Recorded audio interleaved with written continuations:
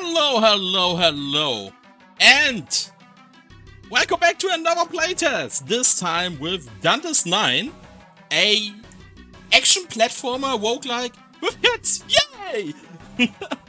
So yeah, this is a game which is a little bit longer in development already, and actually, technically, kinda also longer in playtest. It's just that on the usual sites I'm searching for playtest, it was actually shown pretty late. Really interested in this game. What I've seen from the first few minutes, it actually looks really promising. Fairly polished even already. So yeah, we're gonna see how it turns out today. As always, with these playtests, I will be a little bit more nitpicky. This is not because I think the game is bad, but because I want to give as much feedback as possible. With that being said, let's start right away. We can actually play the game two ways, with controller and with mouse. My goal is it to split it up, having half controller experience, half mouse experience, because I think that might be relevant, question mark. We're going to start with controller because I was raised with console gaming, and this is just a way more chill for me. Even though I'm pretty sure this is a game, and there's also something I really have to do real quick. Even though I'm pretty sure this is a game that most likely more benefits from aiming with the mouse. It's probably harder with controller. Yeah, but okay. So here we are. There is one thing I think we can talk about right away, and this is in the options. We will get to the cat skins later, because this is something that I have to actively show, but I hope it already works here. I know it works in game, but maybe it already works here. We have an option for an accessible font. So we can turn it on, then everything is in a different font that is easier readable, and everything is larger. All cool. Nothing wrong with that. Something I would already suggest here, I'm seeing it right now. Even though we have the accessible font, I would check if I can still implement some sort of a spacing here. So it's not like basically attached to this at this point. That always looks a little bit more jank, so I will prevent that. So as long as we stay in the menu, the accessible font works just fine. I will now go back to menu, and hopefully this is already enough. Yes, it is already enough. So as you can see, the button is deactivated again. And if we now try to press the button all the time, nothing happens anymore. We are actually stuck in accessible font at this point. And I'm gonna be honest, I want to play without accessible font, so we are going to quickly restart the game. We are back again. And our configuration there is reset. So we can play with the normal font again. So I think aside from that, the rest that I have seen was kind of fine. Usual notion I'm doing is I'm playing on a PlayStation controller, and currently we only have the layout for an Xbox controller. I mean, maybe later on I will play a little bit with accessible font just to see if that causes a little bit more issues. I mean, we have already seen that there is some missing button spacing to the actual menu.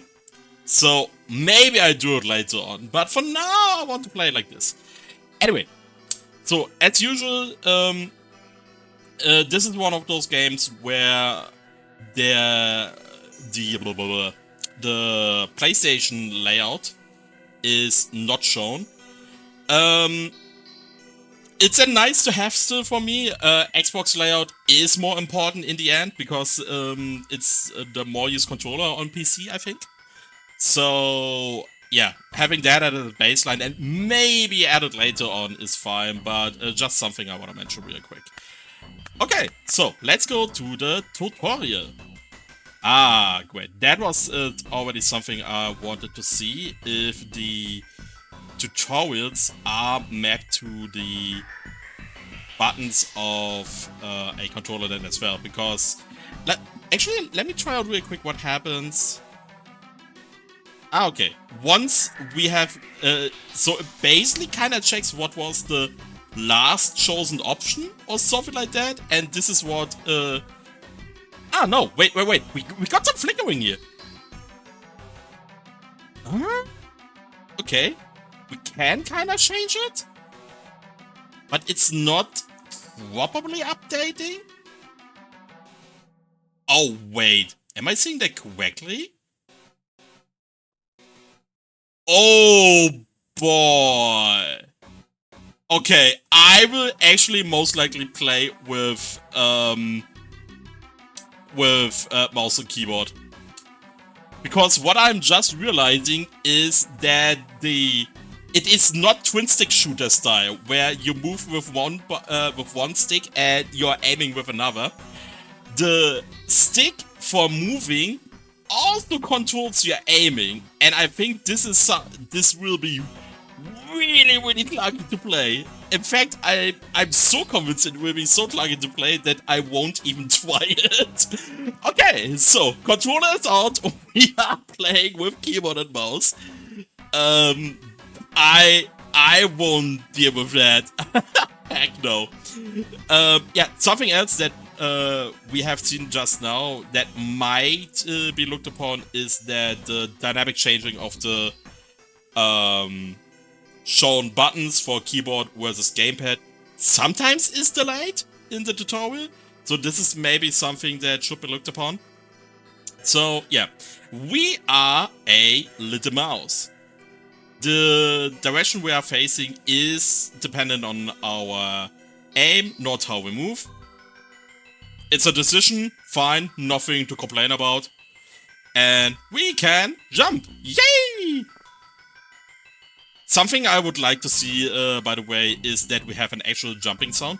Like, the sound design so far was actually fairly solid for the game already. So it's kinda weirding me out there is not really a jumping sound right now. It feels awfully silent. So, yeah. Yeah, and these are, like, jumping pads we can use. There is a very minor thing. I don't even know if you can see it. I tried to replicate it, but it seems that depending on how we jump onto the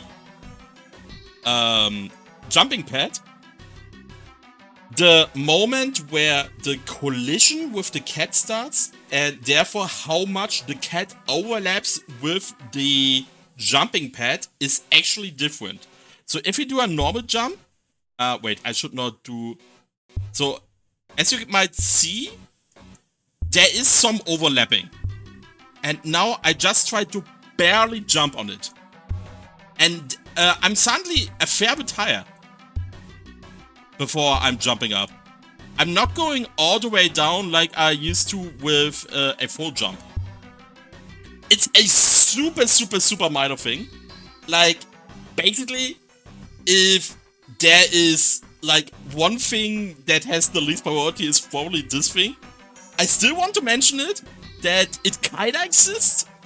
And yeah, but really, it's a really minor thing. Okay. So, now, something I mentioned before were the cat skins in the menu.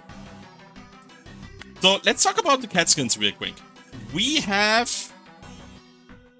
8 cat skins at our disposal.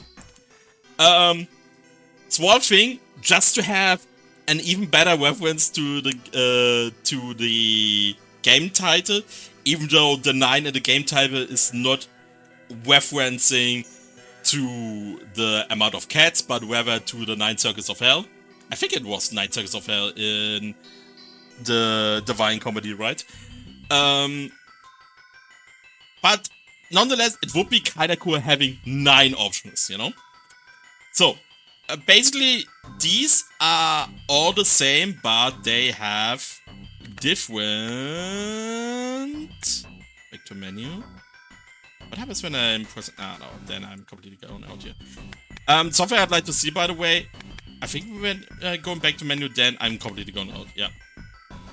There is currently, in this screen,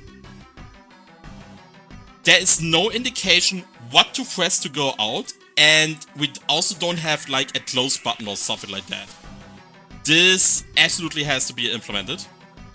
So anyway, as you can see, we now have a new looking cat. Now kind of poisonous-like, but aside from that, completely behaves the same. I would kind of wish that in this screen, we would at the very least get a preview of the look of the other cats. Because going out here, looking at the cat, going into the menu again, have the book animation, then select the next cat to see what we are actually liking, is actually kind of tedious, especially due to that book animation we have every time. So, for the cat skin selection, I think it would be a good idea if in this menu we actually have a preview of how the cat skin is actually looking like. So we don't have to do that tedious process of always opening the book again just to see all skins at least once. I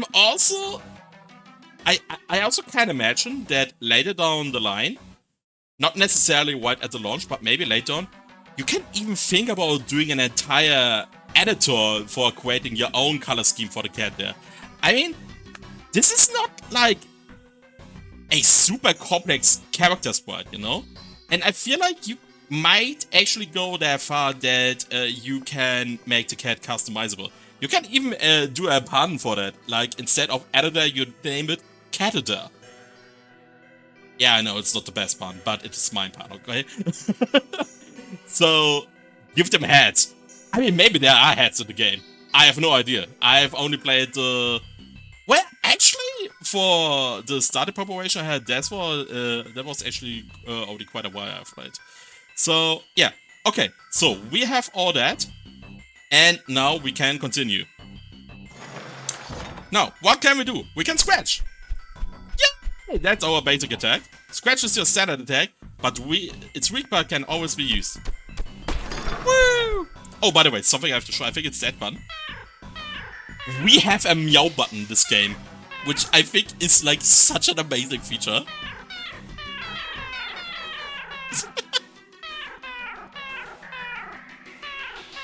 I love it. I love it so much. We have an actual Meow Meow button. It's so good. Okay, so let's continue. Yeah, this is your soul bar. You consume souls when activating cards. Activating a card uses charges indicated by the progress bar on each card. You've been added an equipment card. Equipment will temporarily override your standard attack. Aim, equip attack.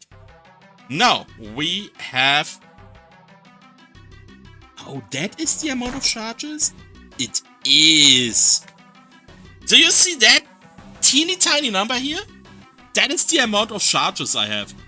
That is hella small. That's barely readable. I mean, we luckily have like some sort of another way seeing how much ammunition we have left, because the card in itself is slowly graying out the more we use it up. I still wish that the ammunition number would be far bigger. This is way too small. And I don't think we really have a way to make it bigger. Well, probably with the accessible font, right? But that should not be the solution.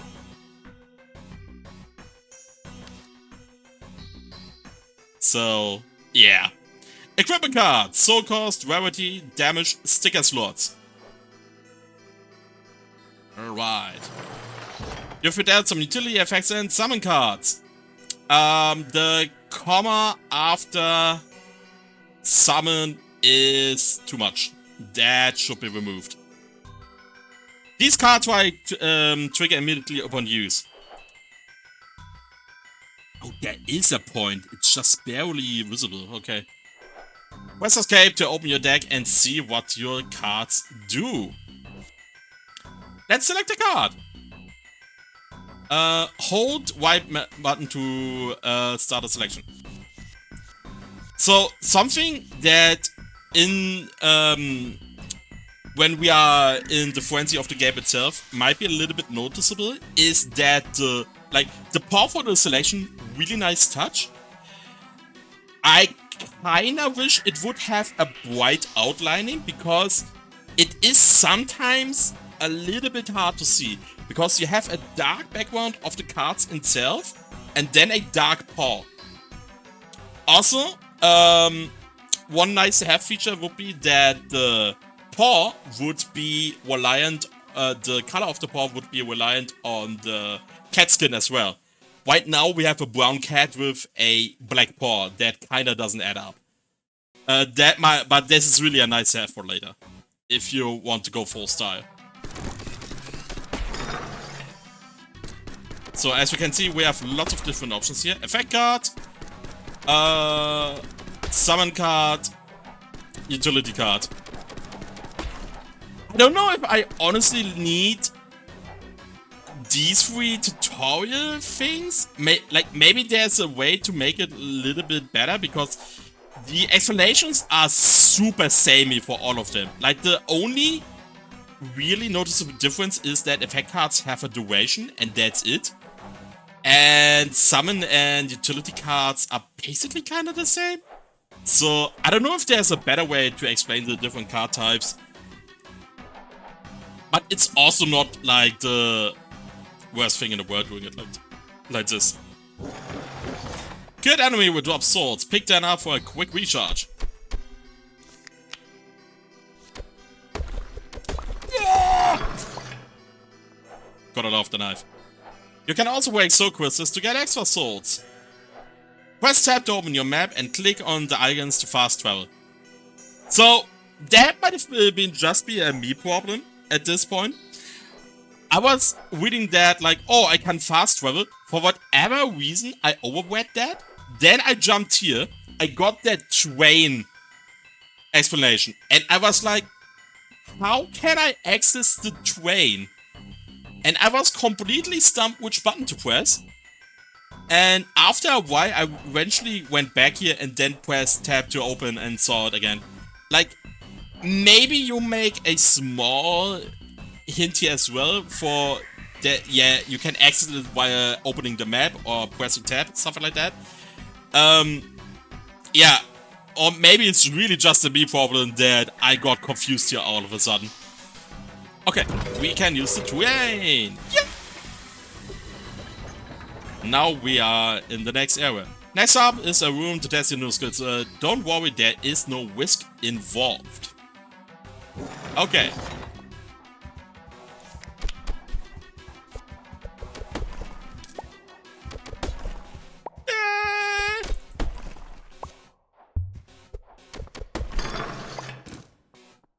Okay.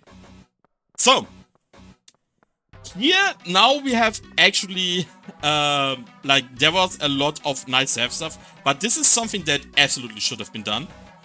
We have, and I am playing that tutorial for the third time, so I'm pretty sure it's nowhere to be found.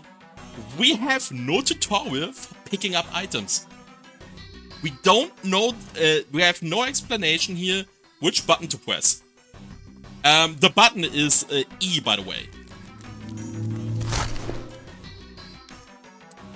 Okay, so we can open card packs to get new cards for our disposal.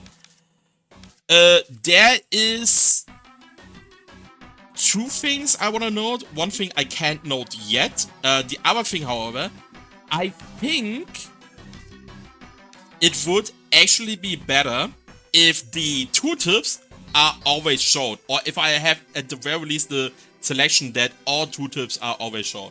Because the way it is like now, I'm hovering over here. Auto tool shoots for you. Okay. Soul siphon, gain soul from enemies on kill for the duration of the effect. Okay. Sneaky beaky like. Okay. Wait, what were the stats of the first one?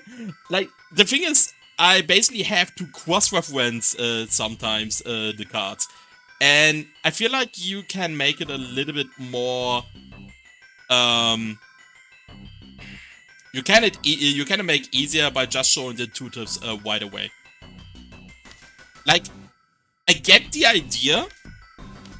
This way it's basically like you have like that super clean screen. And then you have like, ooh, a tooltip is popping up, and it looks nice and all. But the question is if that might be a little bit too much kinda style over substance, you know?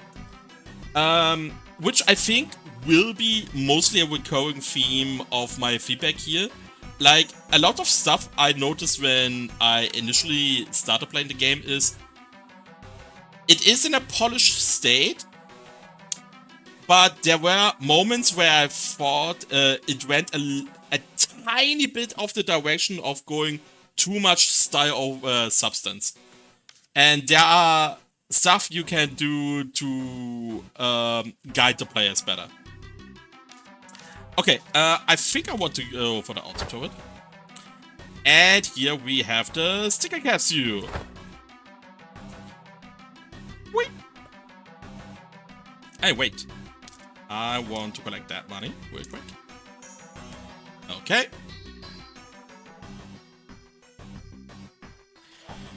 Upgrade your cards by owning sticker packs at the forge. So, same issue here. We have no idea what button to press, so we need the notion that it has to be E again. Then we go for the auto turret, and then we go for the stickers.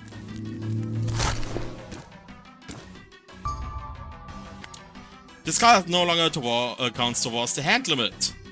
Adds 25% extra charges to the card. Projectiles can bounce off walls an extra... Ooh, yeah, give me that. Yeah, and this is what there was said about the sticker accounts. We can basically upgrade a lot of our weapons, usually 3 times apparently. And then we can place it somewhere. Here, let it shoot out the ball. Finish placement. Yeah.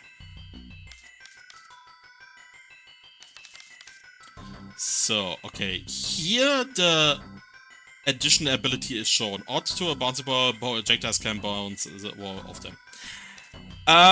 Same issue as with the menu here, by the way. There is no indication how to close the forge. Also, if we go here,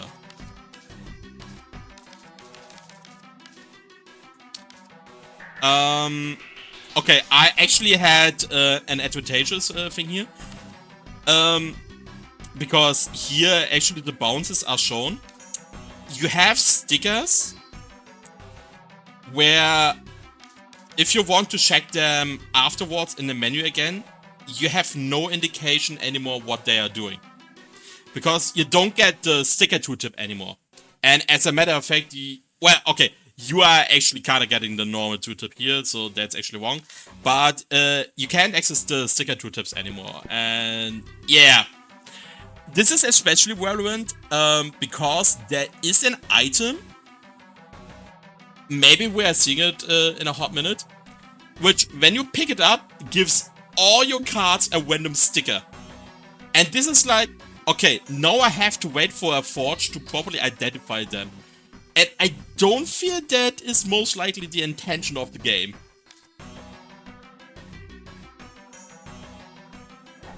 Okay. Now we go to a true one. And we are starting with 2 treasure chests. Remote detonator. Enemies explode to death, dealing splash damage. Thank you. That sounds kinda nice. So these are our usual trinkets. Because half a heart of health. Okay, we don't want that. Zoom! 10% attack speed. Okay, that's kinda cool. Okay. So.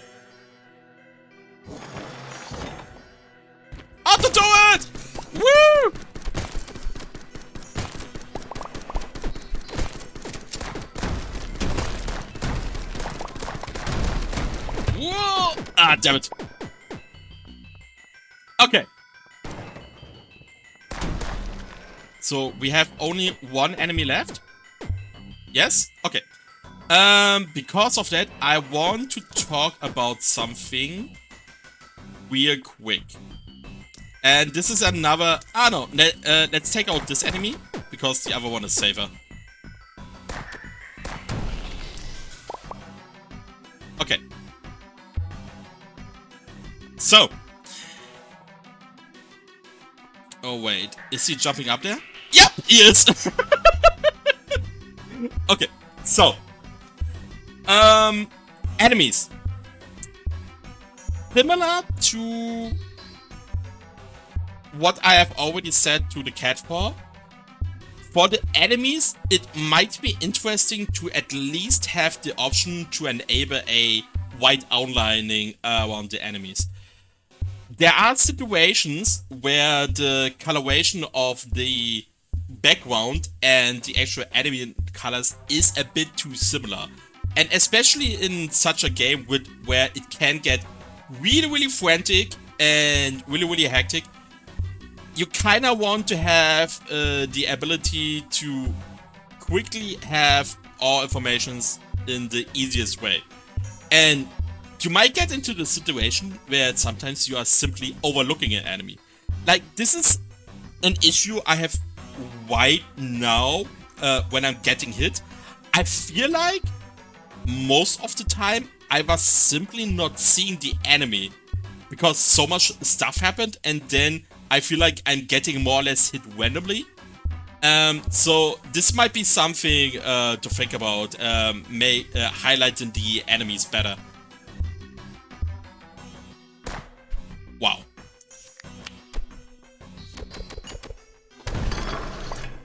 That was sad.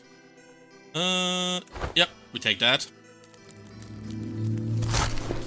Pistol, sort of. Careful with the recoil. Shatters also ops into deadly shots. Interesting. I think we'll go for the sort of. Although the shatter might actually be kinda interesting. Like, looking at the amount of soul crystals we have here, that might be a really powerful ability. Oh well, we're gonna see. Oh wait, there is the boss already, so maybe I don't want to go there. Let's go the upper path first.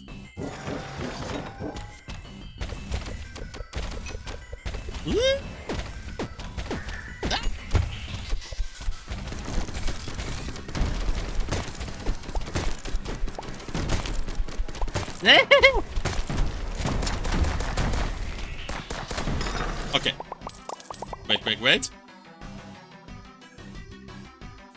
Card pack! Ooh, kunai. Weep cat. For 3 knives and a square pattern. Yep! Take it!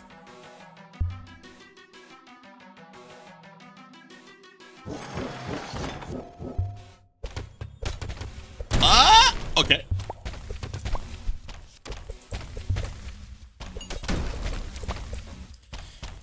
Something I'm noticing right now, which might also be interesting,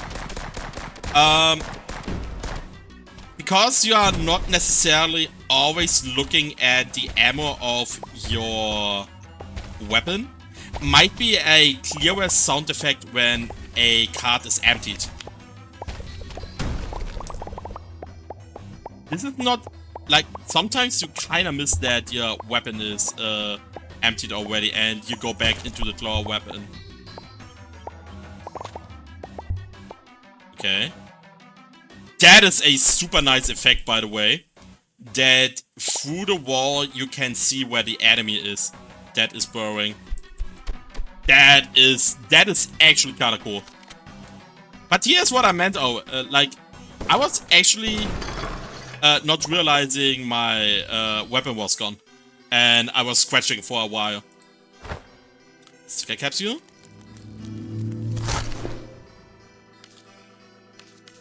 Yeah, we take a small machine gun.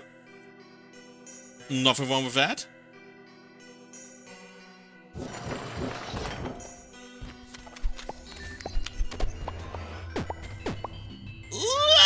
Oh god!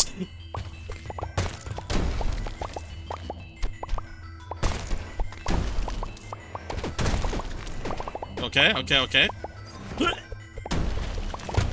Oh god! No!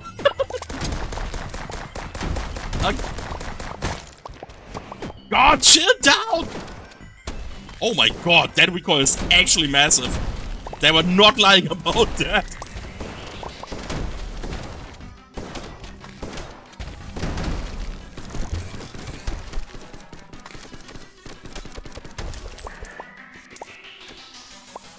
Okay, that is interesting. Something you should really mention in the tutorial is that you can actually select for your cards with the mouse wheel as well, which honestly is way better than manually selecting them with the paw by holding the white button.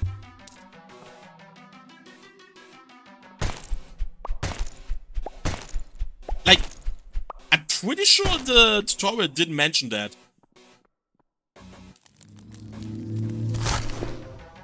Okay, here we finally have the second thing I wanted to talk about, the card packs. That's gone. This weapon has an issue right now, and this is the fact it costs 150 souls. With the current loadout we have, we actually can't use that weapon. And I feel like it's fine that weapons like these are still appearing, that you can basically pick them up for later. But I feel like, especially for a beginner that might not realize it at first, there should be some sort of a highlighting, or maybe even graying it out more. Basically similar to how weapons in your current cards in your current selection can't be used if you don't have enough souls. That kinda indicates in an additional way that this weapon in its current form is actually too expensive for you to use, and therefore it should be a very conscious decision taking it. Because you might be just like, oh okay, I'm just going for the strongest weapon, and then you run into the situation that you suddenly have a card you can't use, and you feel bad, and everything sucks. It's fun. Lots of wicked and sticky enemies. I kinda like the flavor text. The flavor text are pretty cool. Yeah, I will actually take the brick. Because I want to throw bricks. Okay. The amount of soul crystals we have is sometimes crazy generous, by the way, in the rooms. It's basically about some, like, here we already have 3 crystals right at the beginning.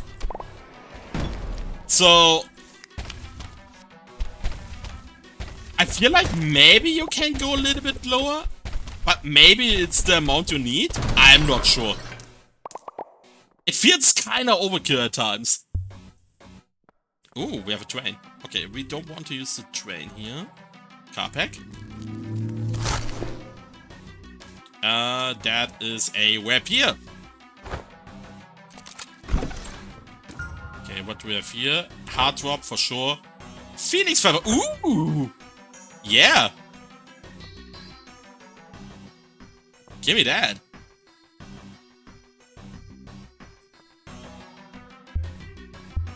Okay. I think we want to go back here, right?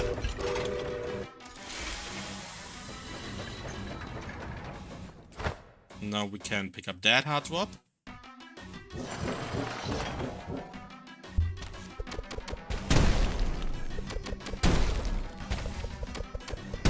Something I'm pretty sure this will be added later on. We currently only seem to have one singular soundtrack, like one singular song. That's, of course, not a whole lot. Okay, throwing bricks is pretty damn fun. Yeah, but regarding the music, I'm pretty sure more music will be added later, so I'm not too worried here. Still worth mentioning. Pumpkin auto bowling ball. I want to try as many cards as possible. Like the game does a good job that you really want to explore many different cards because they all read so funny.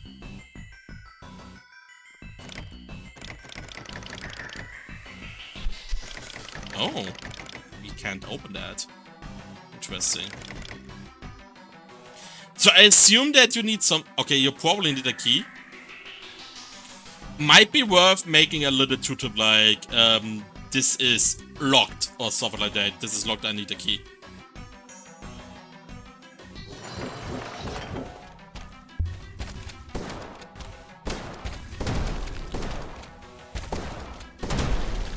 Okay.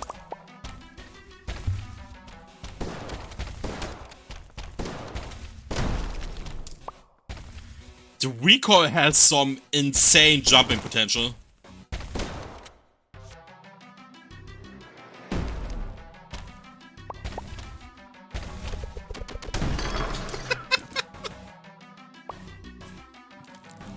Okay. Laser pointer. Look who's shading the laser now.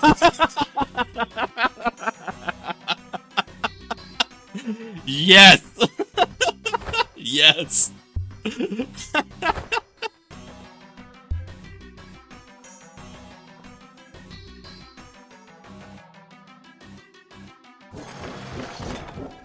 Soda dispenser. Volleyball!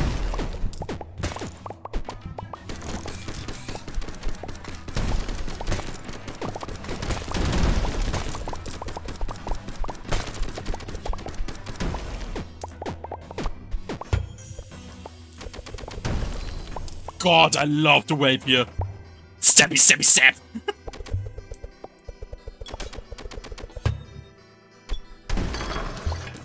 Wow, I was not seeing that attack.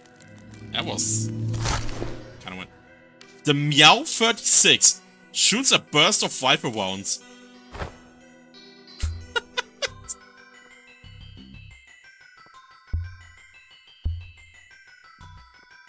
Okay, can we open the map somehow? Yeah, we can, with M.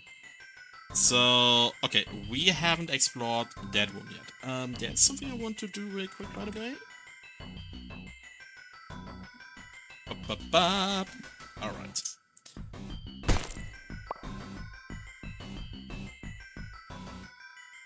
Oh, wait! How did I make that?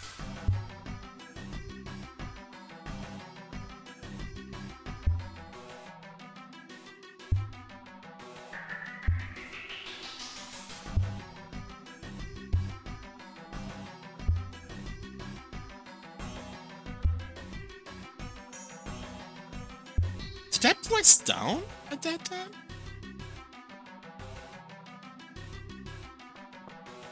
Ah yeah, that is, by the way, something I have already seen in that Discord as a report. You have two ways to jump with the keyboard, space and W. And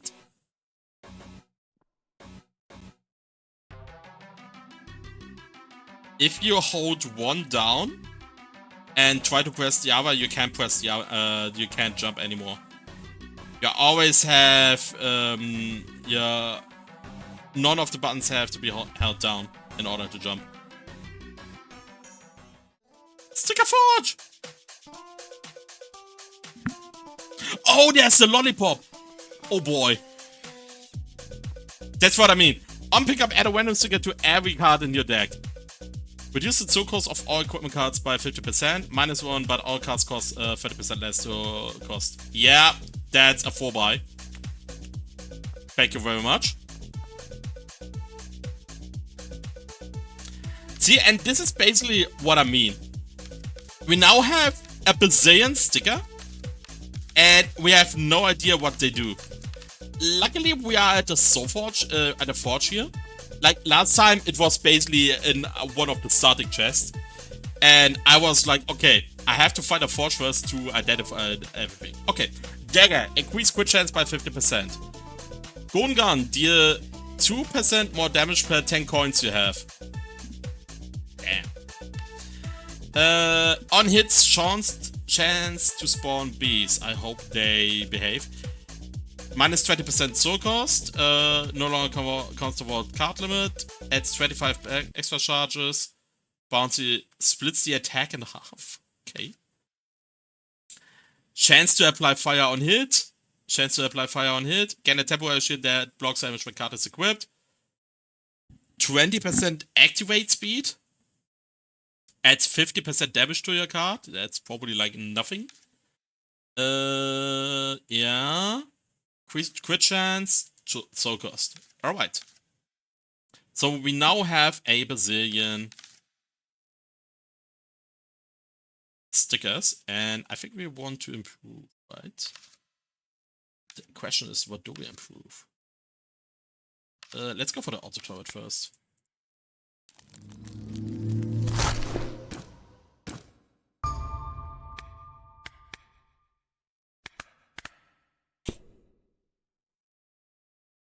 Let's place it here.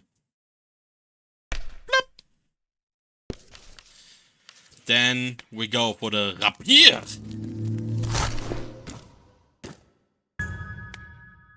On hit, adds 50% damage.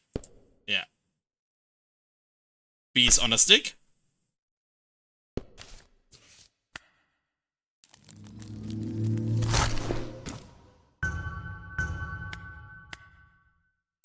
Always draw this card at the start. Hell yes!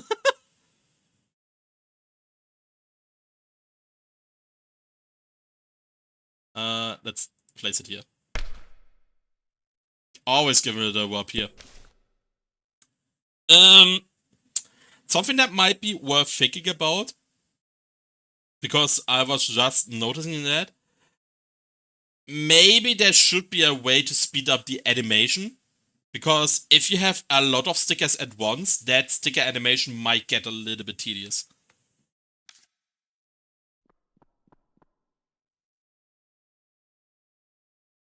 Oh, the music completely stopped.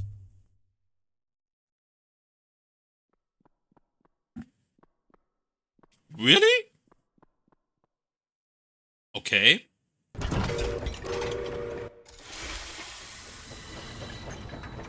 Music completely stopped? That is probably not intended, right? Okay. Boss time.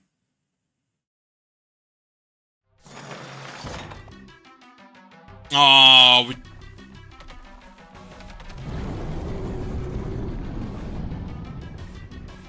we don't have a boss theme. Oh my god!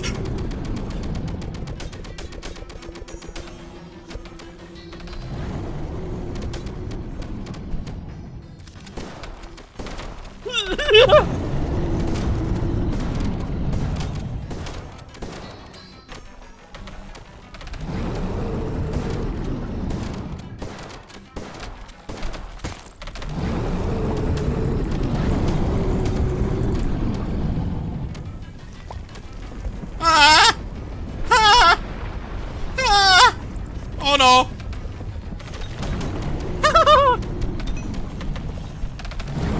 Oh my god! No, no, no, no, no, no, no, no, no, no, no, no, no, no, no, no, no, no, no! Oh, shit. Oh, that hurts! That hurts so much! No, shit.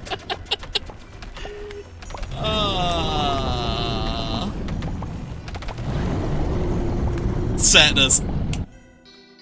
I was not ready for phase 2. I was absolutely not ready for phase 2. Wait a sec, why is the rusty pistol still shown with the sticker here?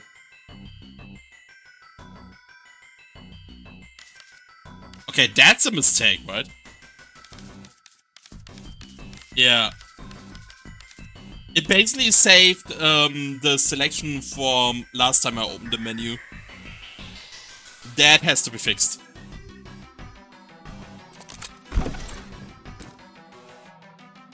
Soul Lantern, okay.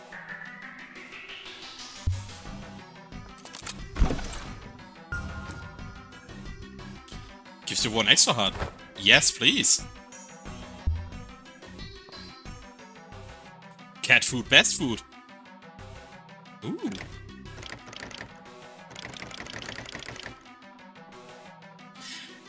Yeah, there should absolutely be some sort of a notion which, like, this doesn't feel like a chest that needs a key. I'm pretty sure I've opened a similar chest without a key.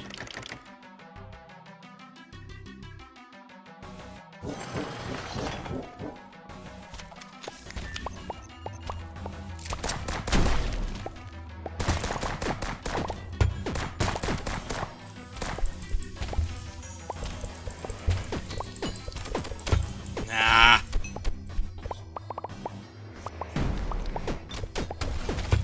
Oh my god, I'm taking so much damage here.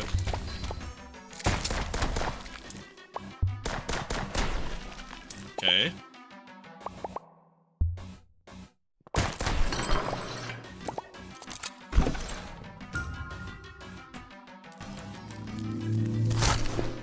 Pistol. Zombies! Let's go!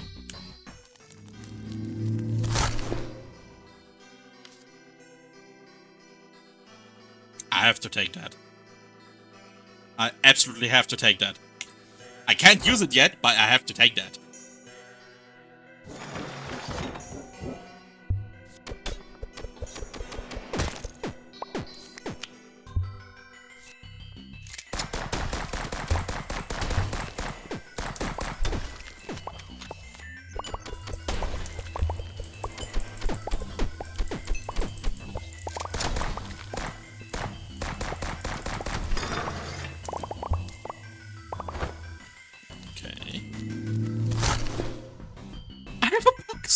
Hopper the boss become immune to damage.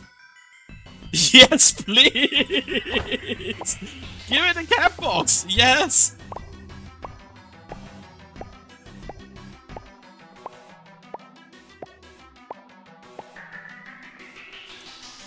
Okay. So.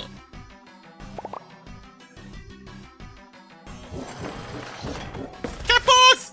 What? That was not the kind of effect I was expecting.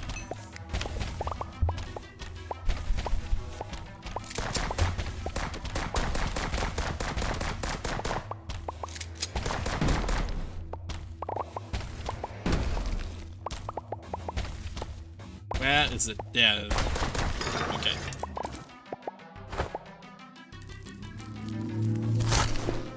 Slot machine. Adds a venom with exhaust to your hand with 2 venom. Access to the deck permanently after discarding. Okay. I'm always a fan of randomness. So let's take that.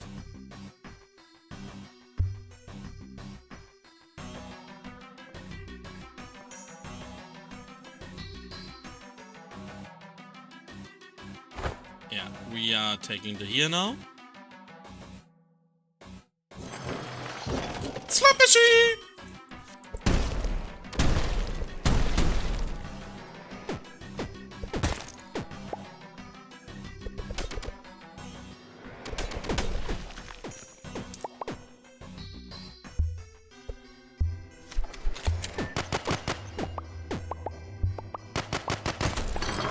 Right.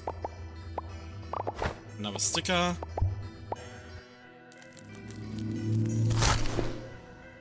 Beehive! Yep, we are taking that. That sounds like a good thing to have.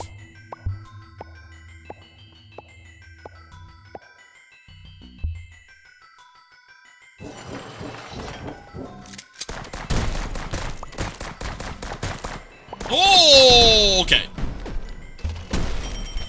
Ding, ding, ding, ding!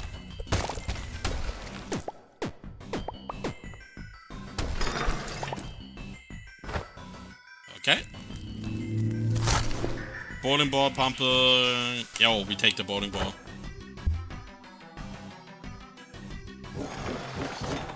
Bowling ball! Boom! Oh my god, that was an insane throw.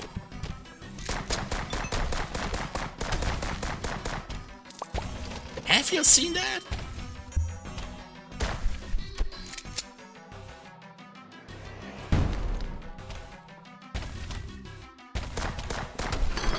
Right.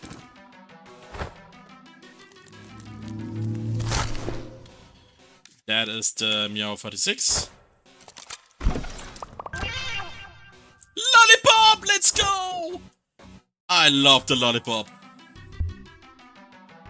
So, okay, that was cost. That was something I can't remember anymore. Doesn't count card limit. Oh, that's what I needed! I can use the Salmon Storm now! Let's go!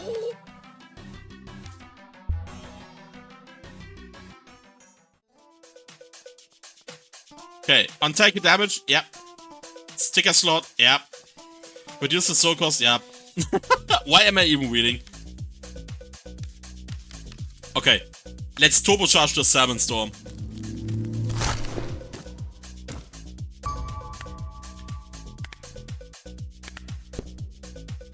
Salmon Storm! Now with golden guns!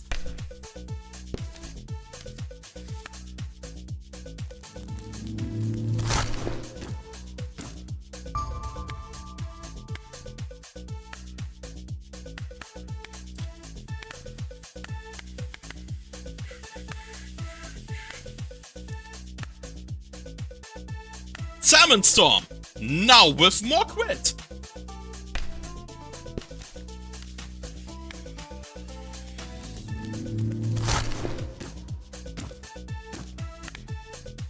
Chance to restore charge and kill. Oh yes! Salmon Storm! Now 3D printing!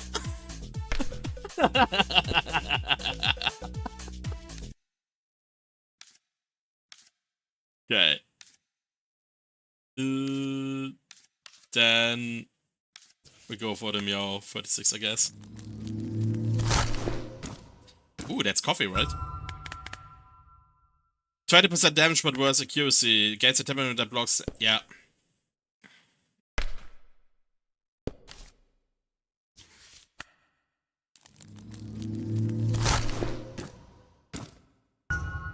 That's bouncing, right? Yep.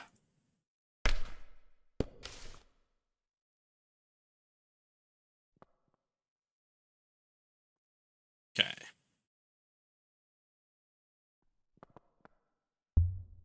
Boom. At least the music starts again when encountering new enemies.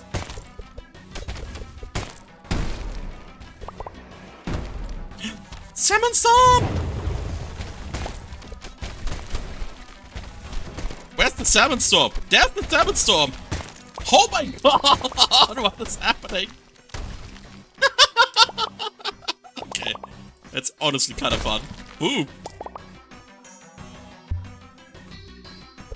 Boom! Oh god, I love the bowling ball.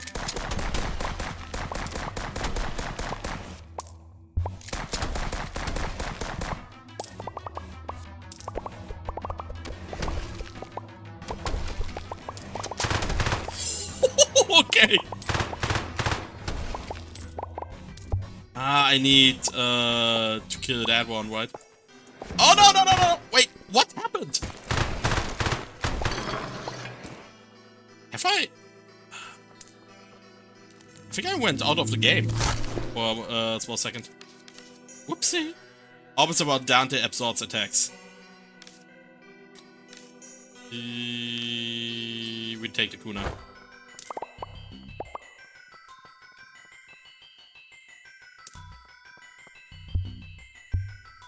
Okay.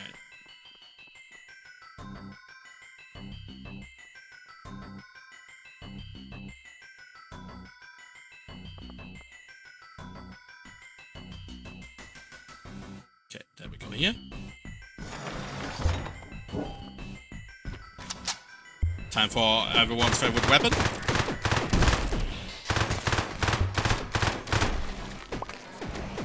Salmon Storm!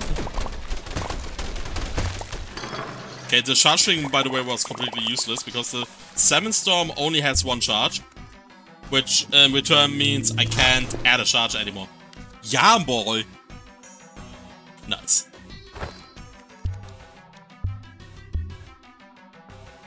Oh, the salmons even are there. Is it the entire area? It's actually kind of crazy.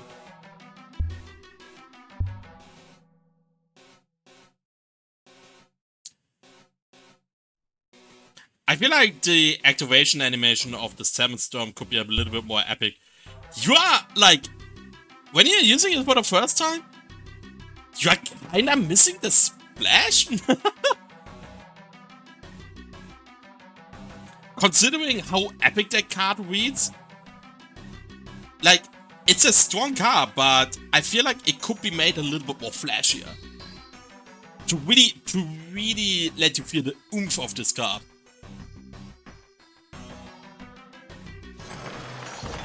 Okay, same enemy again? Yeah.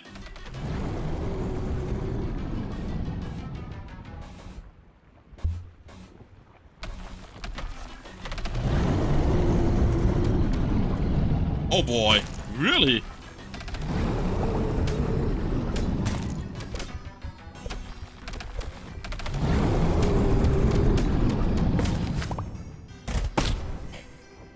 That's kinda stupid.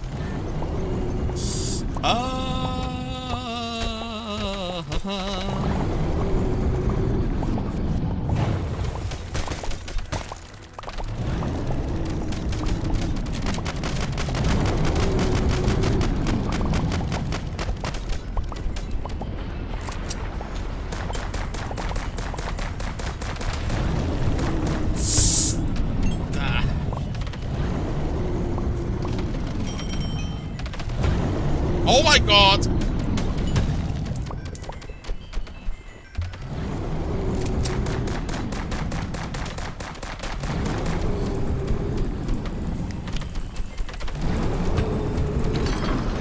Damn it! Okay, oh my god! I survived! I survived! Let's go! Ah. Oh, what? Oh, that's a complete playtest! Oh, I thought you had at least 2 levels. Oh wow, I was not expecting that.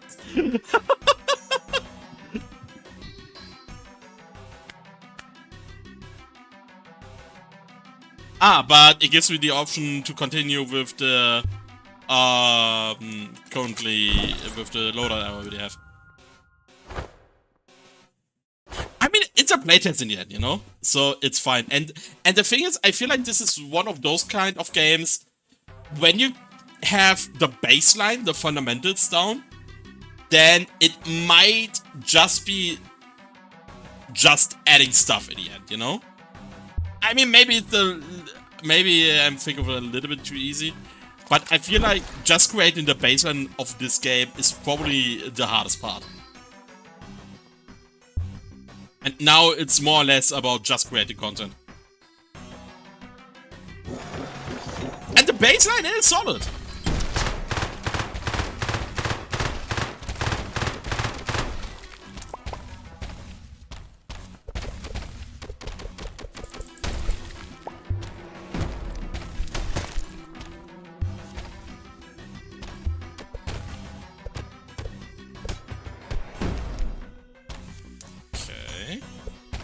So what is the beehive doing? Ah, okay. Okay, that's actually kinda crazy. I didn't like the fact, by the way, that I mean, it kinda makes sense in a way that the slot machine can create cards you can't use, right? This is basically like having a low wall. Ooh, that's an orb. Big sniper. We need to explore more weapons.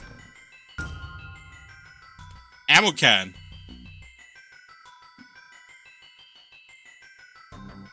Plus value charges to all.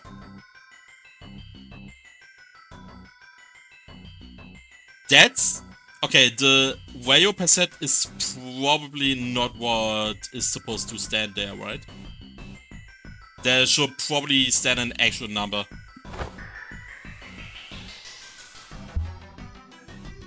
And this is why, even though we have finished one of it, yet we will still continue because we can still find things.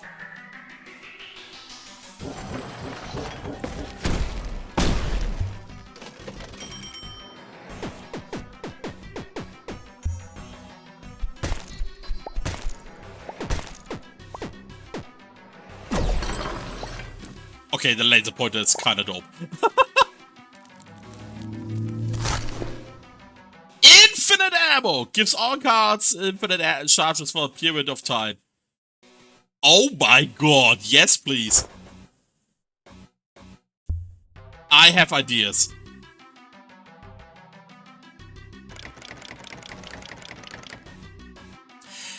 Can you ever find keys currently?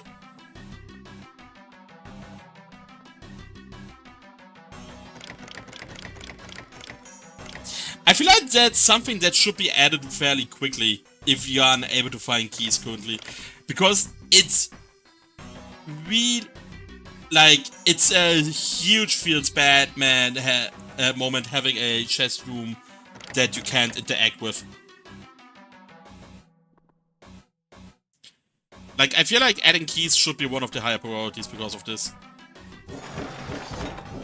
Just to create a more pleasant playtest experience already.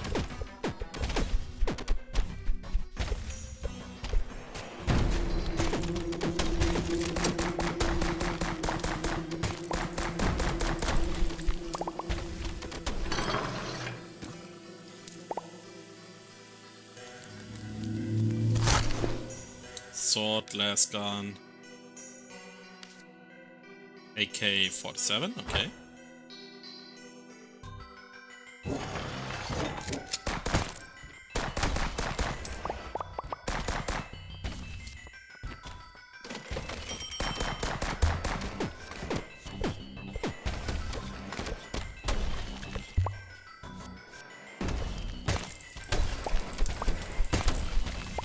Salmon Storm! We need you!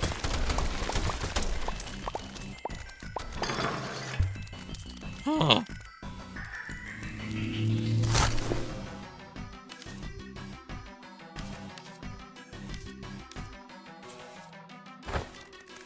I already have a sniper, but yes. I don't think there, like, except of skipping, there is currently not a way to actually banish cards, right? This is of course something that in the long run you should add to a game. It's very common for deck building games like these. Like, not even roguelikes, but other kinds of deck building games as well, that you can actively banish cards. Just to really optimize the loadout.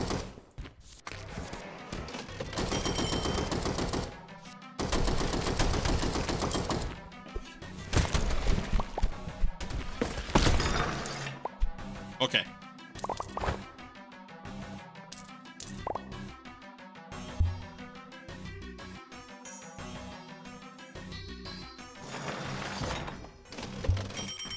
Ding ding ding ding ding! Ding ding ding ding ding!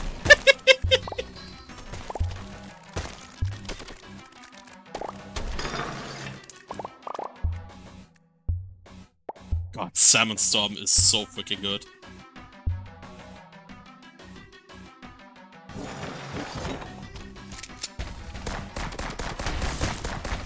Like, Salmon Storm feels so crazy powerful.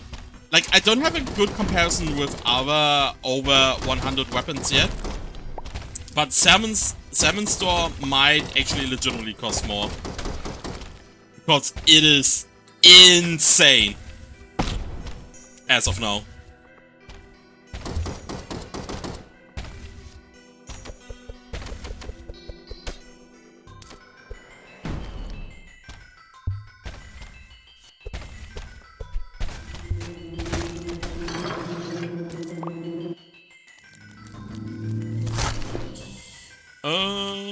Laser pointer.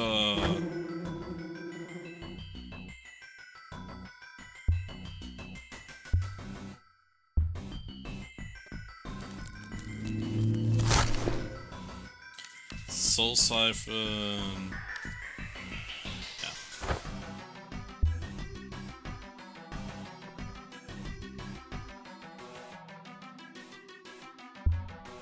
Ah, we forgot a room down there.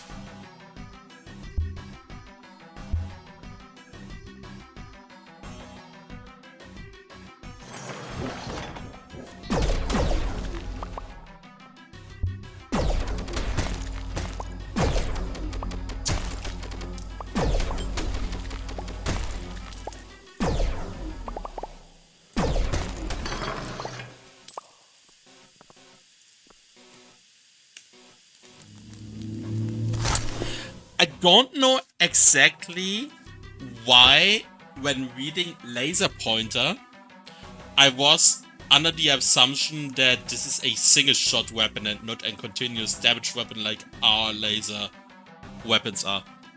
Like, for whatever reason, I thought it's like a single shot weapon and then you shoot it multiple times. But it's actually basically like every laser weapon, a continuous laser. Like, I can only imagine I thought about it because it laser pointer kind of feels like this. Like, pointing at somebody and kind of stab it or something like that. I don't know, but I should know better that, of course, it is a continuous laser. I don't really know if it is something that should be looked upon to make it more intuitive, or maybe this is indeed just me. And I just brain farted in that very moment. Was kind of weird for me, just seeing that laser pointer was so continuous.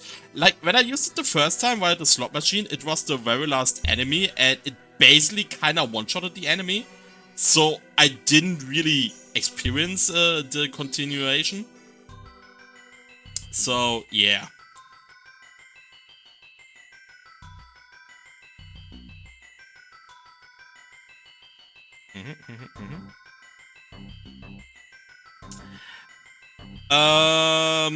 For the pan explanation, there should be hold left mouse button. Because the way it is shown here, you would assume that just by a simple button press, you can move around, but you actually have to hold the left mouse button. So here it should be like, there should basically be a hold above that.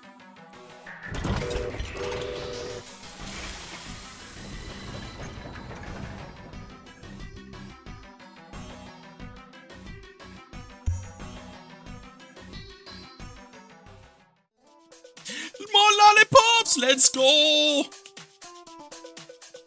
Okay, so we can get more lollipops. That is amazing. Oh yeah. Oh yeah. Oh yeah! Give me more weapons. Okay, so we need to reduce the cost of our expensive weapons. On hit chance, okay, let's do this first, so that in case we get it, we are not screwed.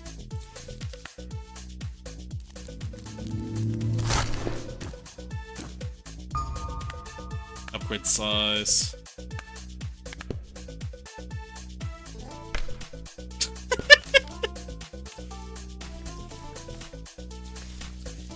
I feel like you can maybe potentially think about the fact that you can also just double click to apply a sticker instead of always going to the right side.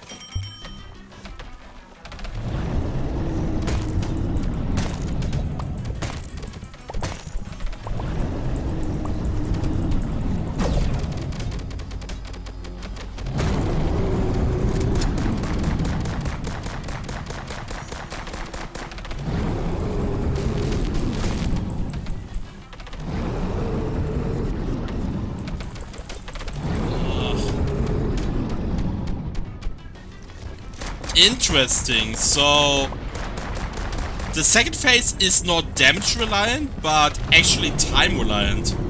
The faster. Now this is a question how you want that enemy wants to be. Like, it's fine doing it like this. Okay, something else, by the way, that I'm noticing right now. defeating the boss should either kill all remaining enemies or still let me access my weapons so I can finish off the remaining enemies. Like, right now I'm completely defenseless and these two enemies are still around. Okay, I'm actually not completely defenseless. I can technically still scratch, because scratching always works. But this is surely not how it's meant to be, right?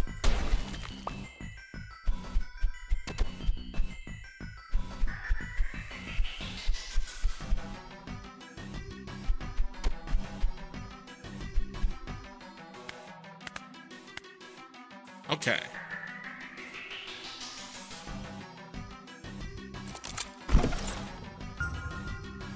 Yes! More food. Wait. What are you doing? Draw a random temporary card with 2 random stickers applied at the beginning of each room. Okay, so it's basically the slot machine as a trinket.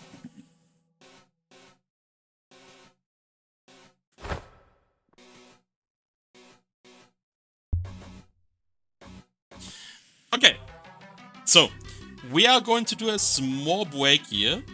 And then I will actually going to attempt one of these ones with controller, just to have a feeling. Like, I have a hunch that due to how the aiming works, it's actually really bad. But I want to confirm that, and I think now it's the perfect time for doing that. Okay, so we see us in 2 or 3 minutes. And hello, Typo Games, the developer of this game. Nice little game doing here. I'm having fun so far. But as already noticed, I will of course provide a word with on YouTube with all the feedback timestamped, as I always do. Okay, so before we change to controller, there is one small thing I want to mention real quick. When we go into the menu, when we go into the settings, control mode override. Ah, interesting. When we go into the settings, aim, follow, left. Oh, wait. My fear might actually be unjustified reading that. Okay. So. We are in this menu. It is actually somewhat unusual that even though we are here with keyboard and mouse right now, that the shoulder buttons for a gamepad are shown. Like, in many other games, it's a little bit more dynamic and it's really adjusting to how, in which version you currently are. Small thing has probably a low priority looking upon, and maybe you even keep it like that. Just something I want to note real quick. Okay, so we go to controller now, and I want to turn off that in the hopes. Oh yeah, it's exactly doing that. It's exactly doing that. Okay. In that case, I have a small suggestion. In that case, I have 2 suggestions.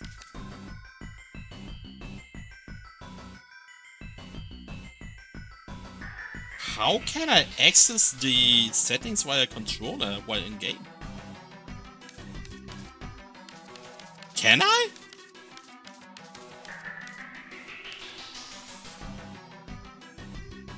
Okay, but...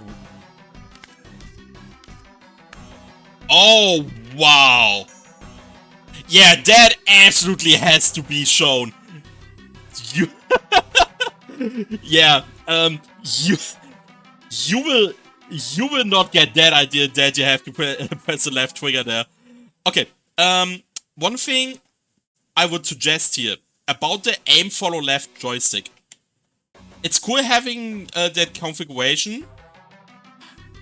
I personally think most people rather have a twin stick style, so that moving is not changing the aim. So I think instead of by default having that turned on, that moving is also affecting your aim, by default it should be turned off. Like, it might just be me, but I'm 90% convinced that the majority will rather have a twin stick style. Okay. Oh, I'm so glad that this option exists though. I was really fearing for that one now. So, let's see how it plays with controller. So we have already covered a lot of stuff with mouse and stuff like that. Ah, yeah, there is something I still wanna check. I hope that I can somehow create that situation. And this is about these... Oh god, are they called stalagmites or stalactites? I'm always mixing it up, which one is which. So basically the stone that is hanging down, which is in front of you. Because these are in their base form when we are not inside there, completely opaque. And I want to see if maybe they can actually hide... Stalactites are the one hanging down. Okay, thanks. You know, the thing is, you are saying that to me right now. And in maybe 2 weeks, I have another playtest where I'm encountering the same situation and I forgot it again. I, for the life, can never remember that. It has to be... I have to get that told every single freaking time. Okay, anyway. So, I want to see if these stalactites that are in front can actually hide important objects, specifically enemies. Like, I'm a little bit worried there that it is hiding important information, and where it might be potentially better that they are already at least slightly transparent, even if you are not inside them, you know? This is something I really want to see if there is ever a situation where that might happen. I mean, technically, it is with the stalagmite as well. So it didn't even matter in which direction I was talking about, because I have it in both cases. So... Ah, wait. Am I seeing that right? Okay, never mind. In actual monster rooms, these stones simply do not exist. Okay. Oh god. Ah, with the left shoulder button. And then... Okay. I see.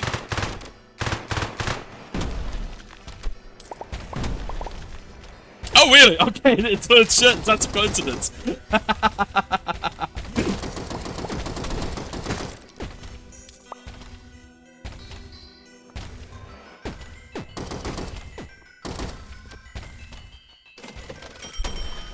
Ding, ding, ding, ding.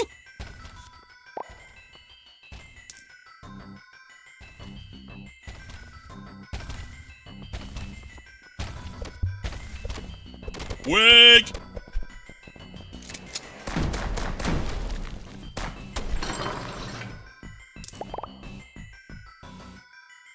Okay, so... Ah, okay, there was lucky pressing the right button right away. So, what do we have here? Energy drink. Yeah, okay, we already know all the... I think we might know all the cards already. Remote detonator... Opaque. Orb. I mean...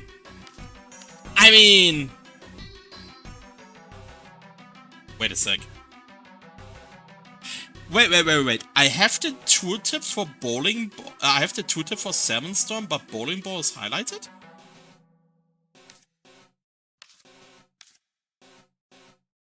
Why is bowling ball highlighted? Oh, interesting. So if you change between mouse and keyboard, mouse and gamepad, you can still have the highlighting of the mouse by having the tooltip of the gamepad. Interesting.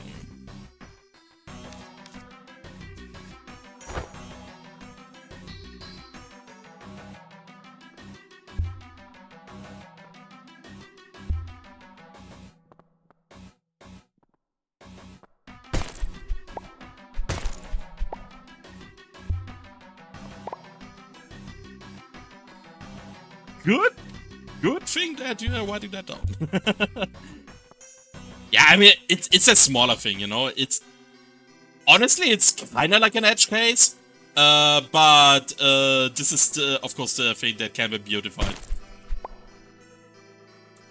And it might potentially reveal some underlying problems, so, yeah. Okay. I gotta be honest, it is what I expected. It is kind of playing worth with gamepad. This is a game that, yeah, I was noticing that. This is a game that really plays better with keyboard and mouse. It's nothing really you can, like, super improve the experience with gamepad there. I think this game just works better with keyboard and mouse. Like, having the gamepad option still is great, and I won't remove it. But as expected, keyboard and mouse for this game specifically is better. And I'm saying that as someone who is a console kid at heart, and therefore a gamepad kid.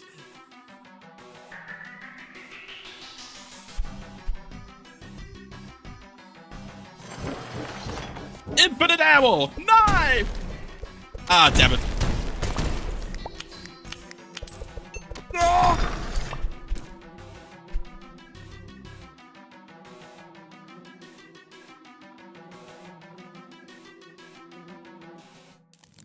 Yeah, like, probably something I also would have changed for myself is how I activate cards. I feel like I'd rather have it on on the PS controller it's the square button.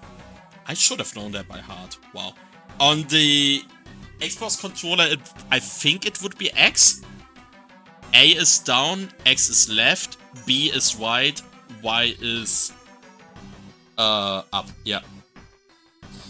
But that's of course personal things. The layout as it was done, the default layout, I think. Yeah. I know. This is also something This is something I have talked about regarding keyboard mouse earlier on. I will timestamp the feedback for that. I personally think that the mousewheel option is like the best option by far.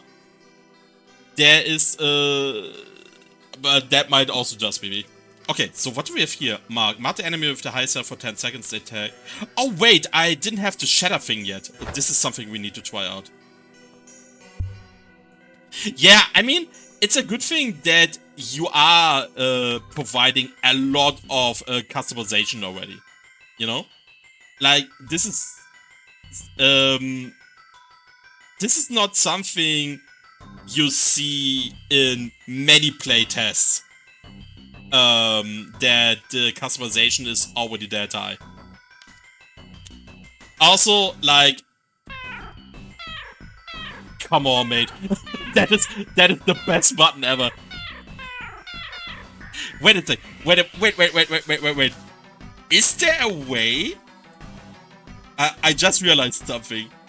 Can we meme? Primary attack.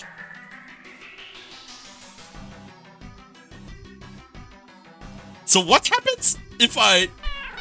Yes! Let's go!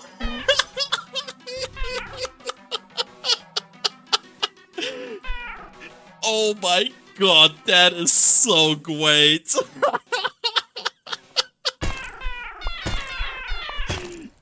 Oh, yes. Okay, we do a Meow one now.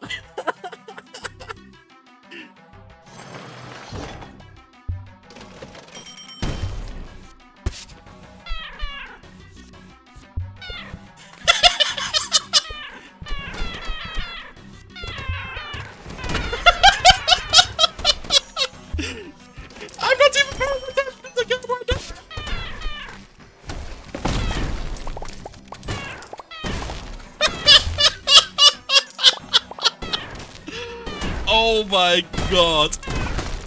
The meme potential of this game is so good. Oh, that is so great. Yes, more Salmon Storm. We need more Salmon Storm. Salmon Storm OP.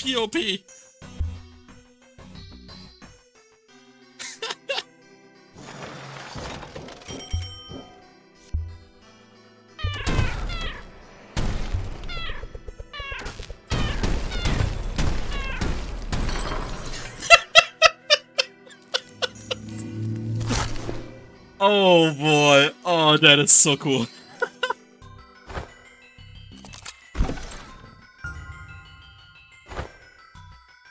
I mean, honestly, you can even make it some sort of a joke option, always Meow on attack. Like, just as a toggle.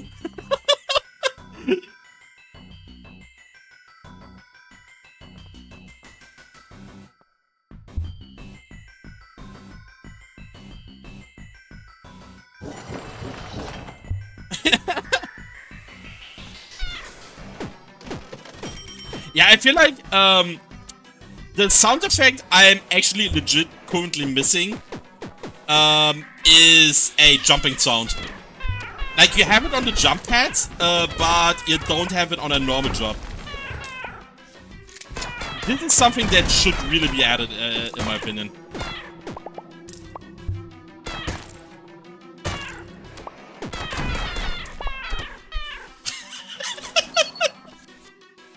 Also, I can imagine that having a meow when getting hit might be something, or like some sort of a hiss. That might be something. Glass gun. God, I need so many soul reduction things.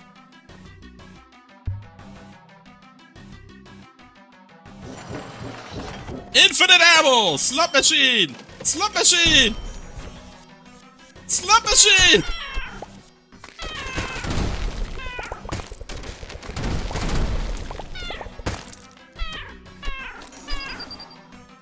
Oh, and something I was also saying earlier, what would be a really good sound effect would be a sound effect when a weapon is actually emptied.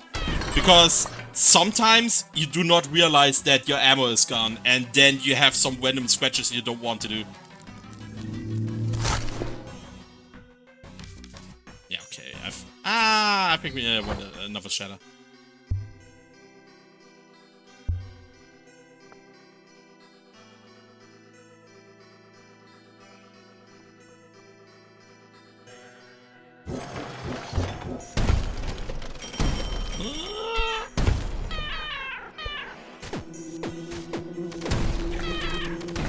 I'm starting to wonder if if we can kind of break the game with the continuous increase of the hand size.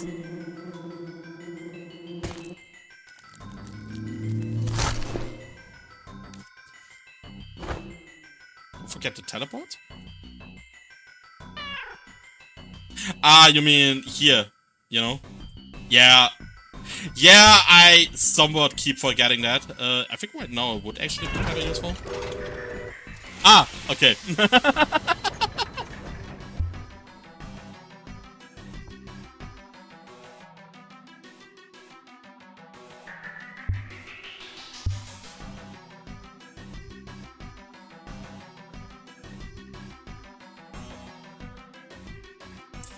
Yeah, I feel like something you should...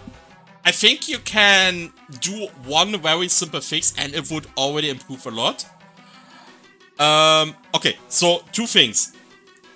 I think you should always have a teleport right before the boss room. I think that, like, there can be a potential hard rule. And aside from that, a rule you can implement is that two teleports cannot be adjacent. Except if it is the main hub and the teleporter for the boss room. That's like the only exception, maybe. But like having two teleporters here, for example, is super redundant. And if you are just spreading it out like this might already help.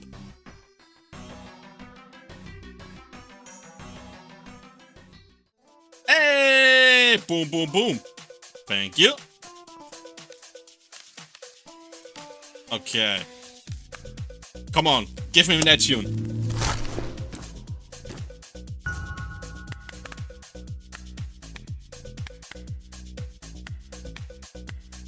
Okay, then we go for negative.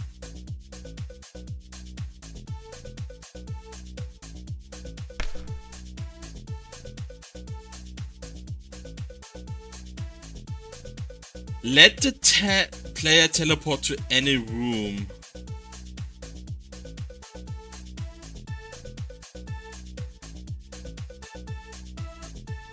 Maybe. Like, I understand the idea. I feel like it's kinda breaking that they've... Yeah, of course. I just feel it is kinda breaking the style of the trains when doing it like that.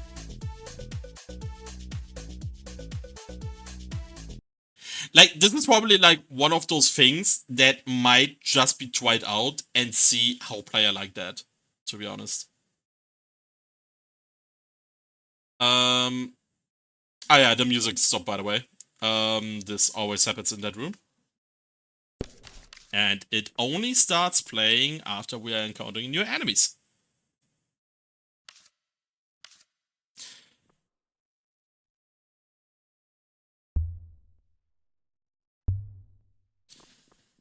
Okay. Oh, really? A full rework? Okay. Ah, I see. Yeah, I can get behind that. I mean, at the very least, you just need more music. Yeah, I got an insane composer. Oh, wow. Okay. Okay, really curious to see what happens there.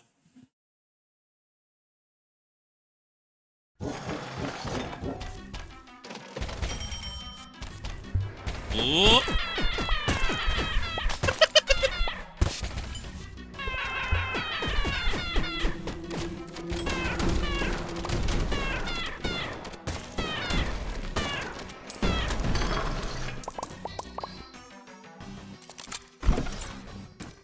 Okay. Ooh. Yes! Okay. So my only goal is my only goal left is trying to break certain limits of the game. Like, what happens if we get too many sticker slots? What happens if the hand size gets too large?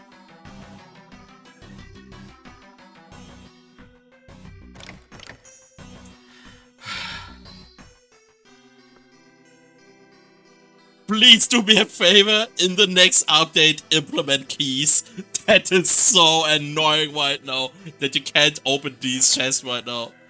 Ah!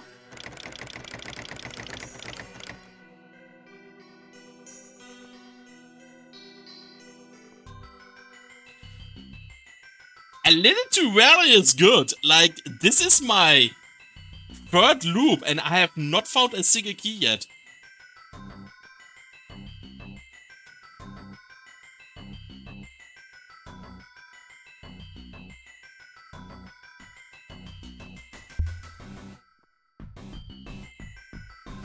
I have not seen a single key in the shop yet.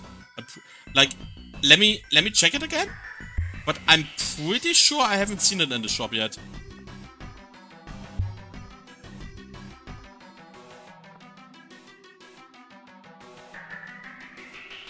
Nah, nothing.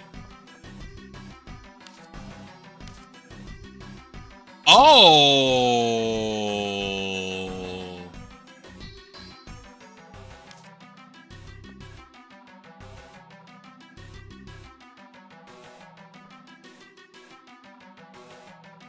Okay,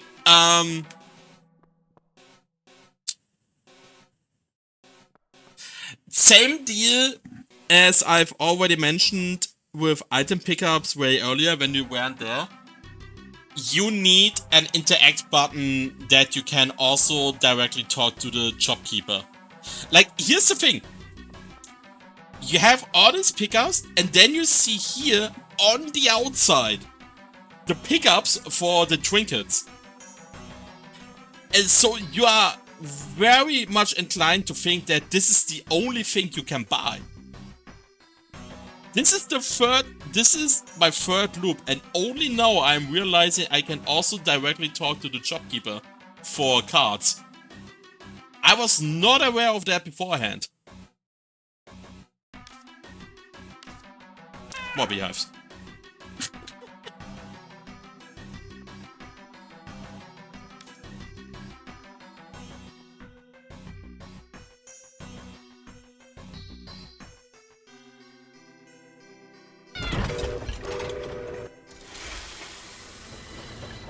I can already do it like this. Okay.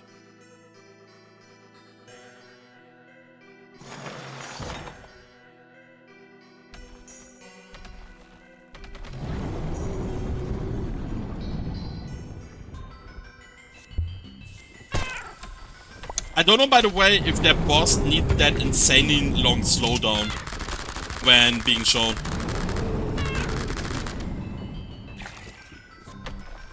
Like, it's of course a little bit more noticeable right now when you're doing the boss for the third time in a row.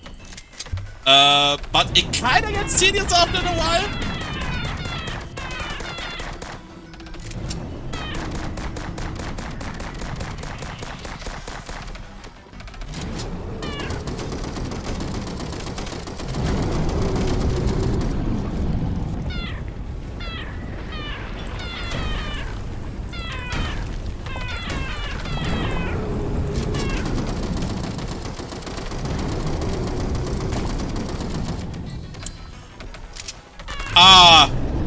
Okay.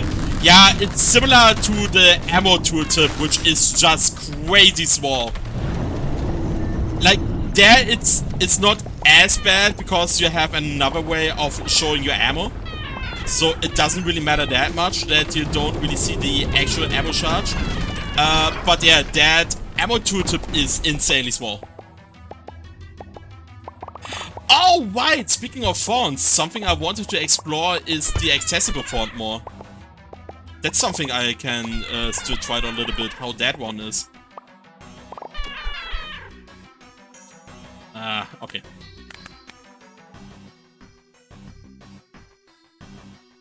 Okay, let's activate the accessible font. Also, let's just activate the speedrun timer. Interesting. Interesting. The speedrun timer is not affected by the accessible font.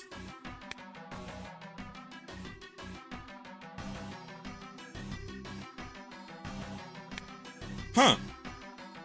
Would have honestly kinda expected that. Well, the accessible font... Yeah, it's reverted and a lot of stuff is an update for it. Okay. Yeah, I mean, you were already hinting that an update is in work and is coming in a few weeks.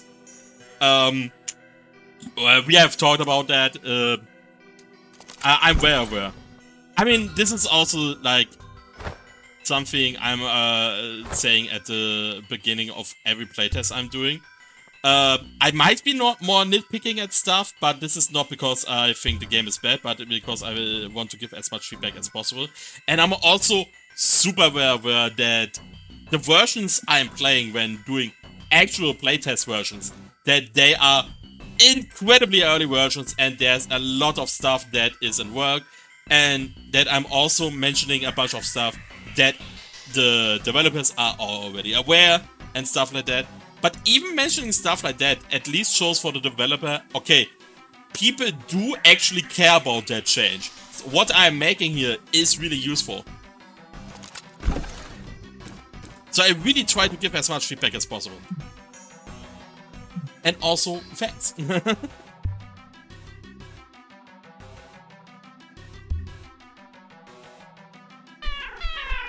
Okay, small thing, let's...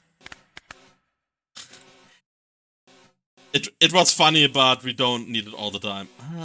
Wait, can I? I can just reset to default. And then I'm fine.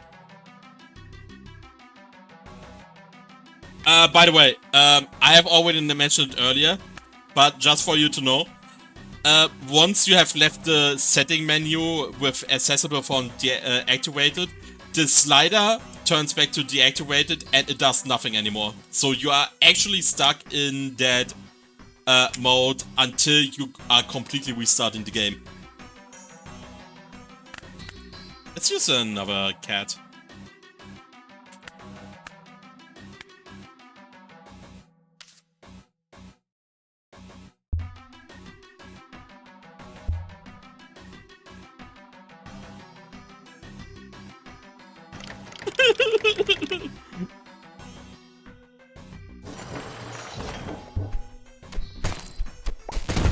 Oh wow.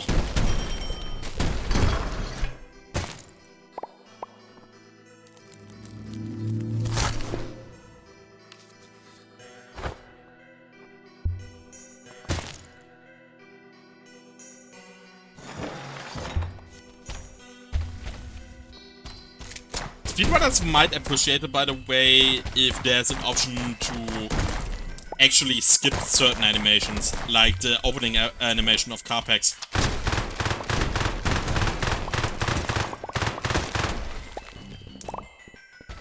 Might be an interesting feature for later.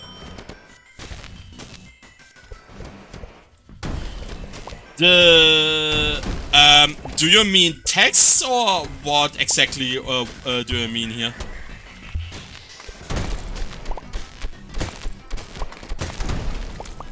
Like gameplay. Okay.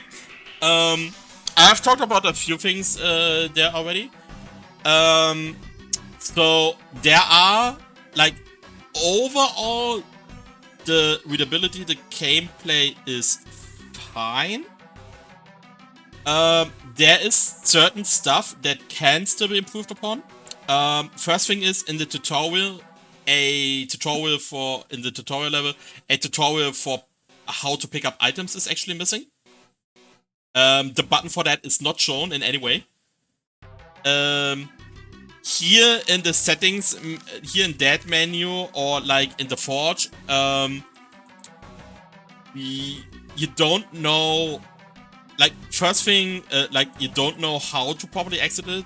You can get the idea that you can press escape again, but there is no, like, alternative close button or something like that, which might be more natural to see and to use. Especially due to the lollipop, the fact that in the deck menu you do not see the effects of the stickers is really something that should be added. Like, especially like a beginner that is picking up a lollipop and then gets a bazillion stickers and has absolutely no idea what they are doing. He's just like, yeah, okay, great. Now I actually actively have to wait for a forge to see the actual tooltips of stickers.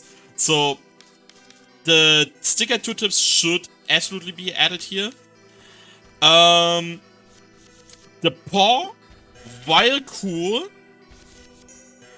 can sometimes be a little bit hard to see, especially if you have dark background with a dark paw. Also, like, a nice style feature for maybe later is that the color of the paw is actually the same as the cat you are choosing. Like, right now I would have like some sort of a grayish oranges paw, for example, but that's something for way later. That's just a cool style thing. Yeah, there's that. In terms of enemies, wait, I think we have a good example here potentially, right? Yeah, okay. So that is actually, like, this is a little bit more fine. And this is also what would be cool for the paw. Yes, outlines. This is, I exactly wanted to talk about that. Outline for the paw and outline for enemies as well. Like, when they're here in the dark background, it's fine, but you have situations here when they are in that reddish background and you have red enemies. In hectic situations, you might simply overlook the enemies. I currently have many hits that feel like kinda out of nowhere and kinda random, you know? And therefore outlines for the enemies would greatly help here.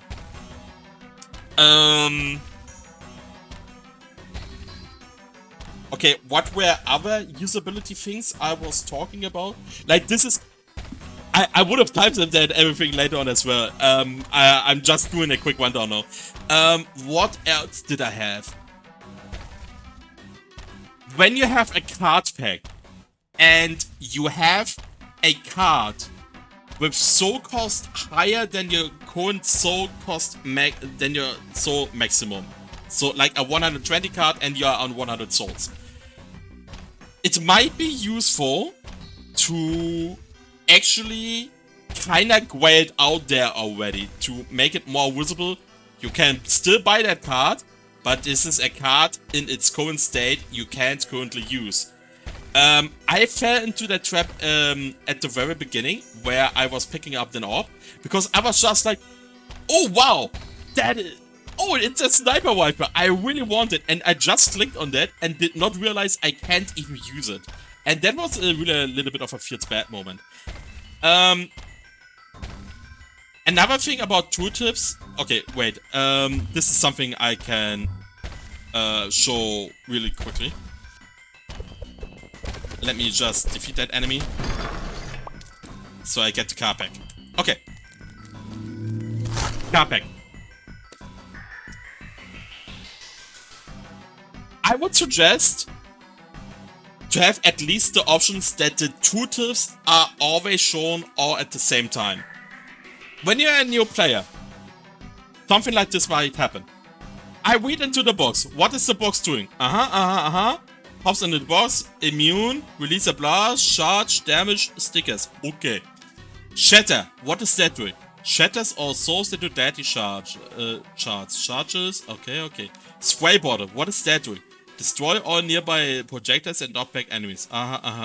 Okay. What was the box doing again? You know? Basically the game has a lot of like, you go a little bit too much style over substance. Like, might sound more waffle than it is. And it sometimes hurts the usability. And here, if you would show all tooltips right away, even though it is a little bit visually pleasing, I absolutely understand why you do it like this, because this just looks cooler, more smoother, more advanced, you know? But if you can show all the tooltips right away, it would make it easier for the players to compare the items. And therefore make a decision.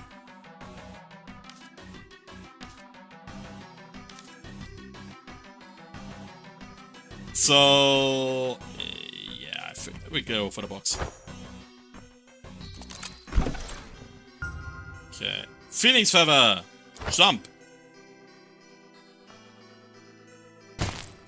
This would also be a possibility. Like, you can also like make it optional or something like that. You don't have to strictly go one way or another.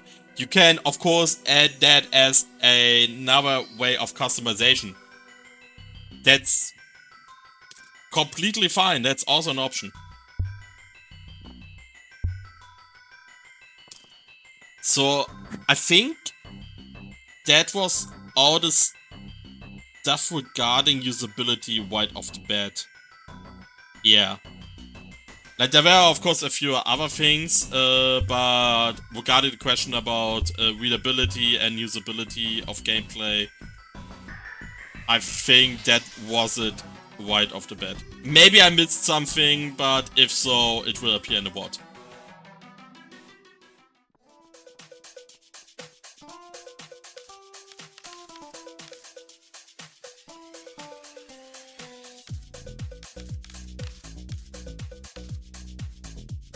Ooh, auto throw it. Thanks for grabbing that auto throw. Really? You have a comment for... Okay. It's probably easier than I think it is. You're probably just referencing the name of the card and then you're like, thanks for grabbing that / card name. It's a nice touch, honestly. It gives the shopkeeper a little bit of more personality, you know? It's not that bad. Hey, Neptune, let's go. More Salmon Storm. We need more Salmon Storm.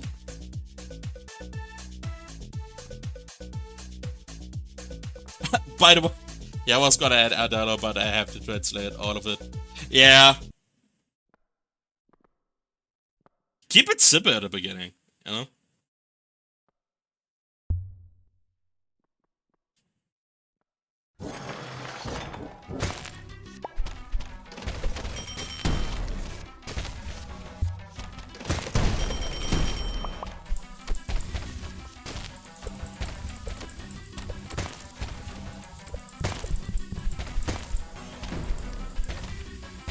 Is the Yarnball creating slight performance issues? I think it does, right? When you spam them?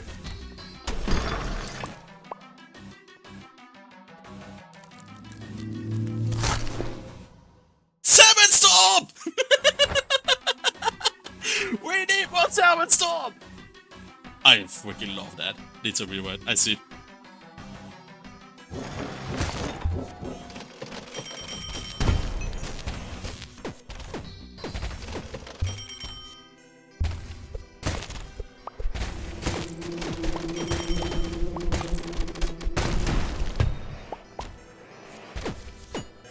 Salmon Storm!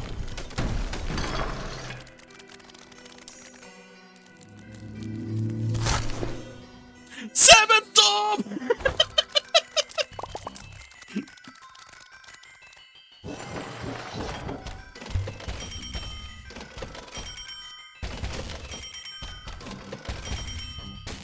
Okay.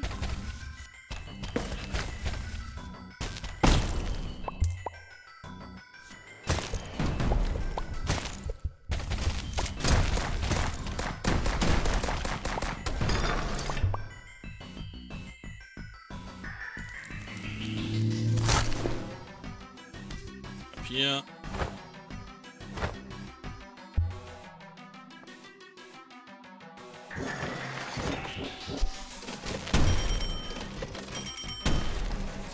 Come on.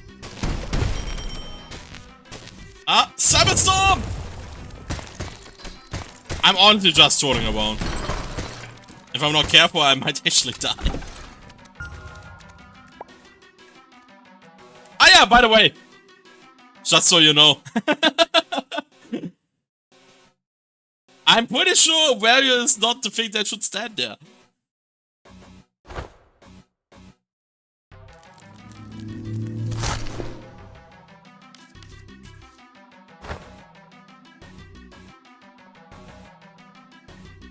Whoop. Wait. I went that high?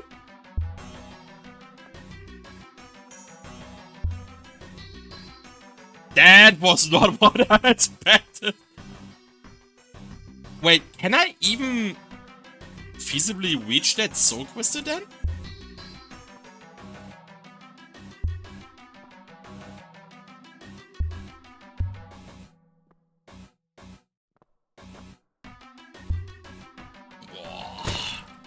I see. Yeah, that's kinda screwing up that soul crystal currently, the reachability of that.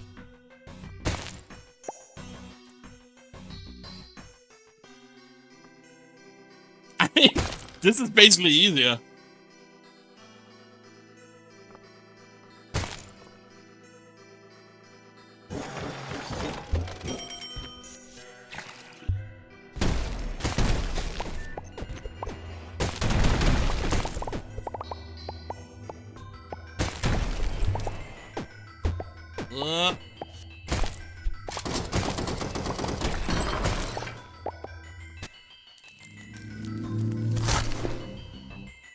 Okay.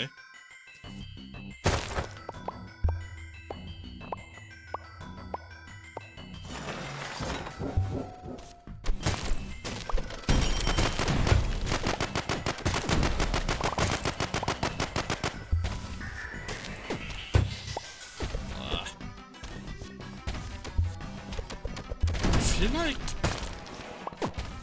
can't increase the hand size really well anymore.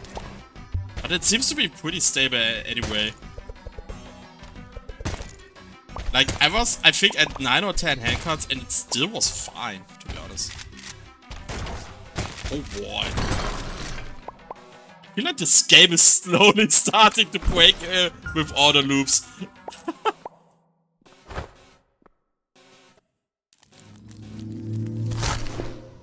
I mean, this is of course something... Is it even worth trying to improve the performance there? Because this is... Yeah, it can go probably also without breaking. Okay, nice. It is just lag a lot, I see. Yeah, I mean, we are kind of getting into the territory where I have so much stuff. Where it's like, is that even realistic anymore? I mean, I don't know how many worlds so back to back you have planned. I'm in loop 4 now, so currently it gets unstable if you have 4 worlds apparently. And but this is also with me streaming the game at the same time, you know? So it might be more stable for other ones.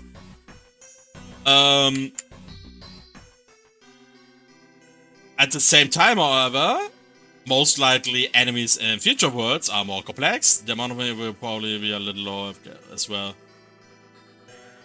I see, yeah. Yeah, I mean, it might be something like the end game might actually be a little bit problematic in terms of performance right now, depending on how much you have planned there.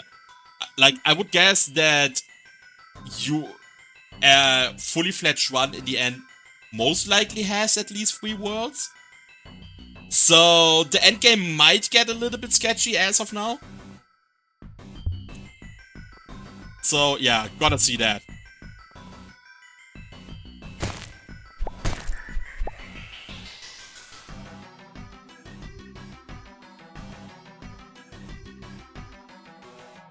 Oh.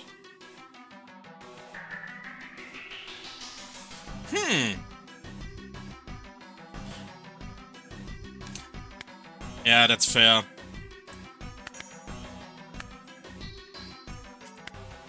I mean, how's the game looking? Oh, wow! This was not what I was expecting.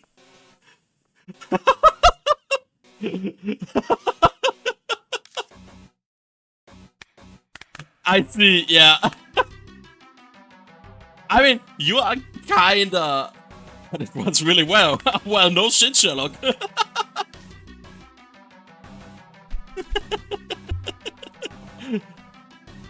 I mean, honestly, I kinda want to experience it for a small sec.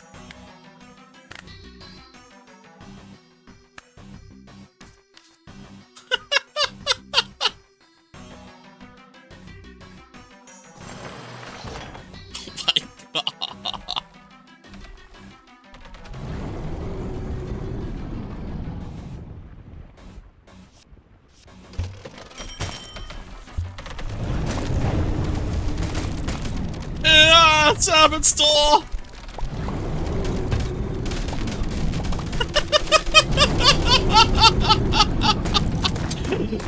My god, that is so stupid! Oh my god!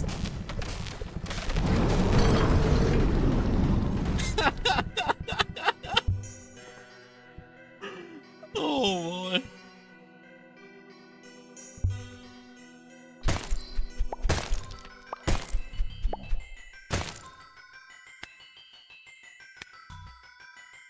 Interest. Oh! Okay. So we did find something after all, in the end. Okay. So, yeah, this of course should not happen that it is overlaying here, right? And... I also honestly don't quite get why we only have 2 rows here. Probably because it's more or less just like copy pasted from there or something like that.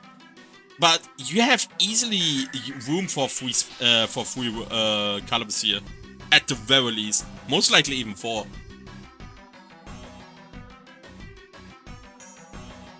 Yeah, it might also have to do something with the font size changing. I was actually somewhat surprised about the accessible font feature and like the hella low feature as well, that a lot of the stuff still was the same. I would have expected more to change, maybe. Like, at the very least, of course, the speedrun timer. And most likely, the soul charge number. Like, anything that has to do with numbers probably should be increased, right? Also, something I was, by the way, already mentioning in the settings, with the accessibility font feature activated, the buttons do not have spacing here anymore. So they are really just white at the end of the box, which, I mean, here it's actually kind of fine. And on the other place, it did look worse.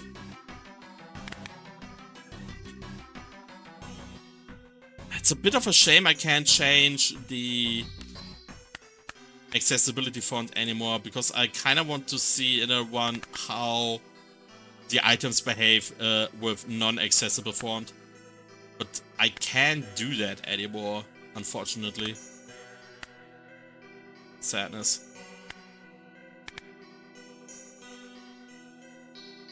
Okay, but we still found something in the very end.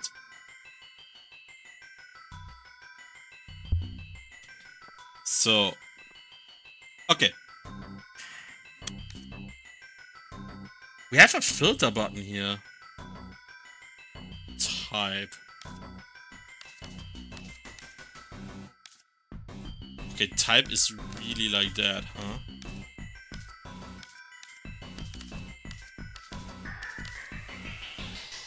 Cost. Recent.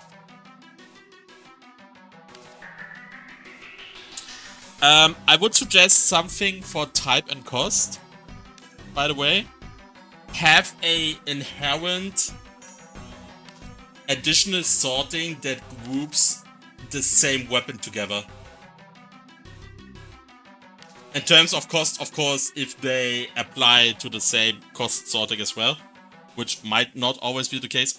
So maybe just to be safe, you only do it with type. But like here, I have a bowling ball here, and then I have to scroll all the way down to realize I actually have a second bowling ball. Shatter is kinda grouped. Salmon Storm is somewhat over the place.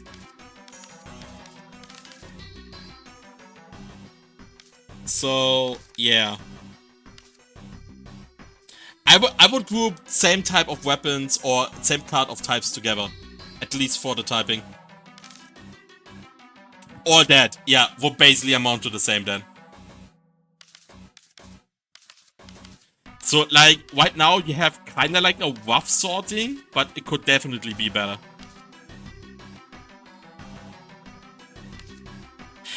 Something that is, by the way, super surprising right now. Is something off with the rarity? It's actually kinda crazy I got the Salmon Storm 5 times.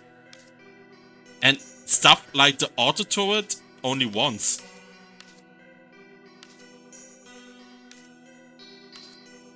Well, is it actually that comparable? Because I was actively just choosing the Salmon Storm all the time. So I can't, so I can't even exactly tell if the rarity does work out. Yeah.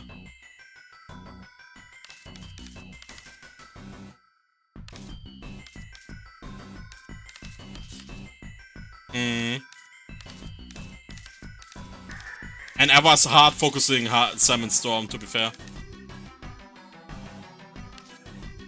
Oh, by the way, these two tabs should not have the same icon. That's like kinda what the fuck. So I have found every possible item. Maybe? Yes, no.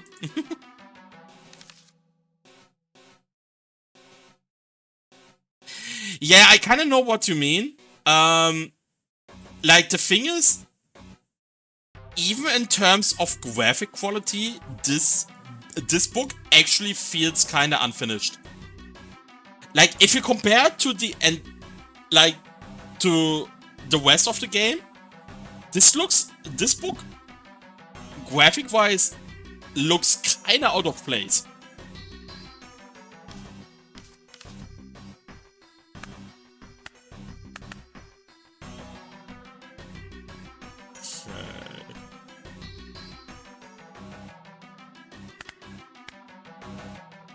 I don't think there's that much we can do anymore, what?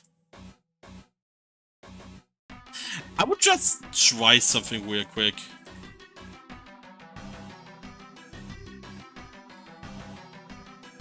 Okay, interesting, that doesn't work. So, what happens? Just! If you press, it does it. If you press Shift R. Okay. But just let me try that real quick.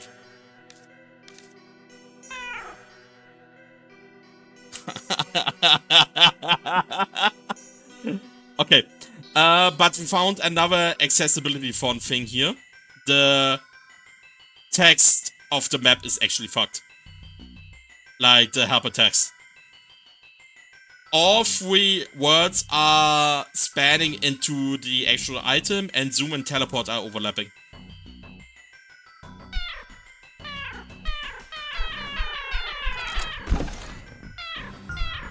Oh wait, I was able to activate it from there? Interesting.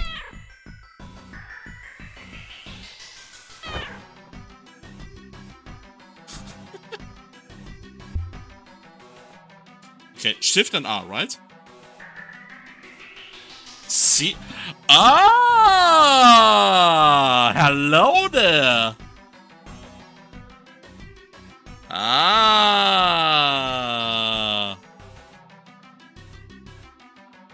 C name?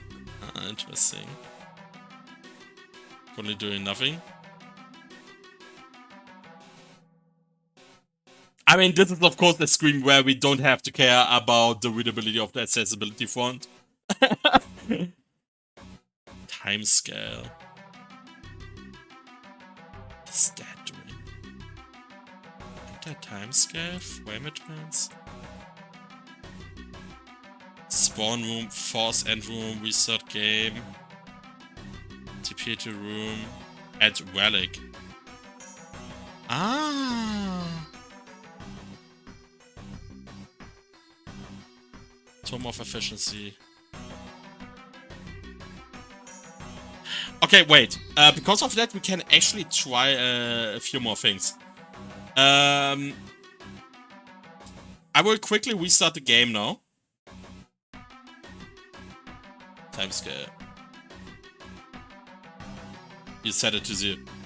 Ah, so I can't do anything anymore. Interesting. Okay.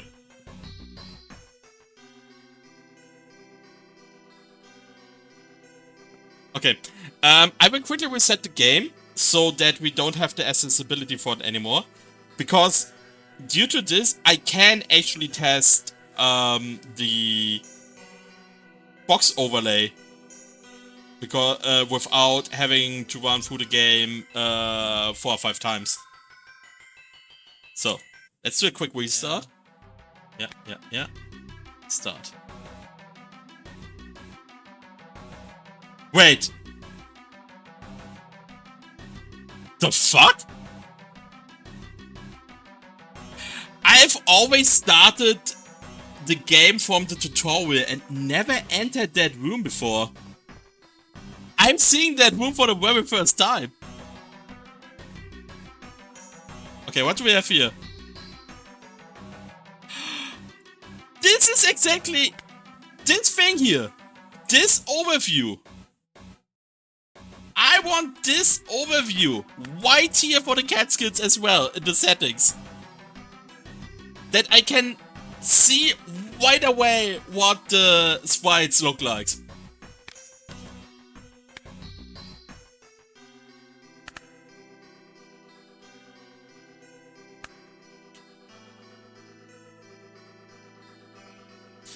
Was it really even... Yeah, it was there. Train possibly has to be a bit higher, right?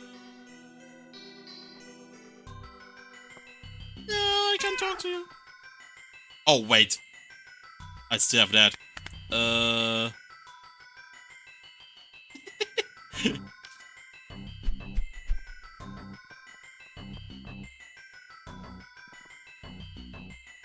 Okay, is there something else? No.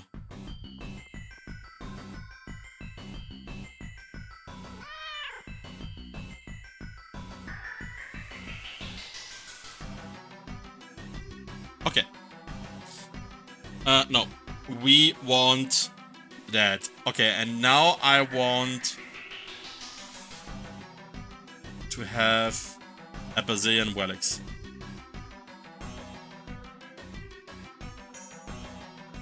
Well, not exactly a bazillion relic, but each relic one time. So this is the absolute maximum we can create, right?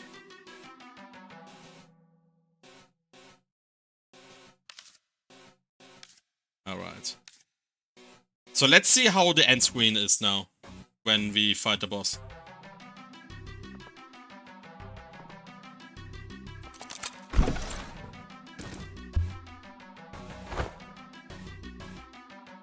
Wait, have I missed the blue crystal?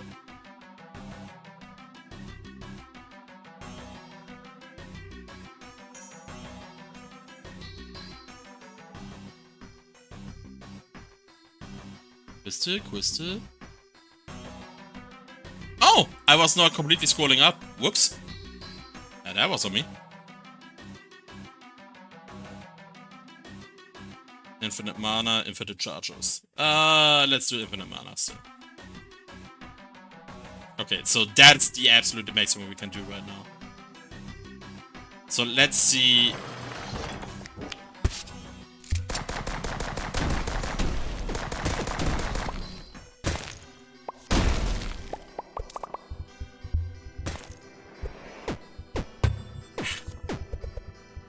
Ah, yeah, I take double damage, I forgot.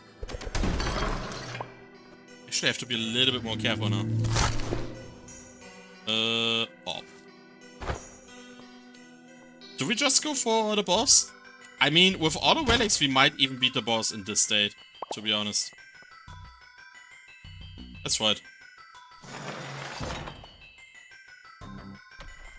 Wait.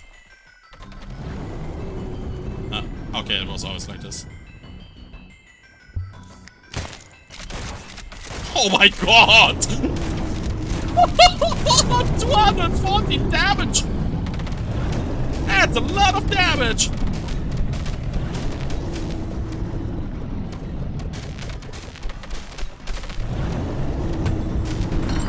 Okay, let's see.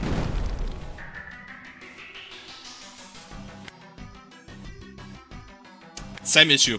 Does not have anything to do with the accessibility font.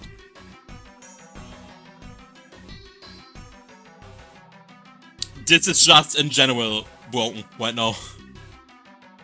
And it's not using the full box.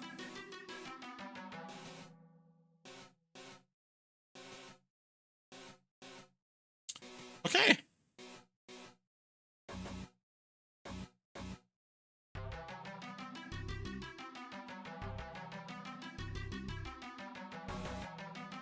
Yeah, I mean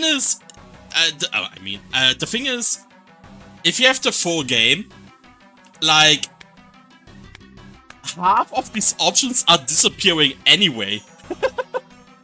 Okay, well, actually, what is truly disappearing? Wishlist on Steam is disappearing if the game is launched. The rest can technically stay.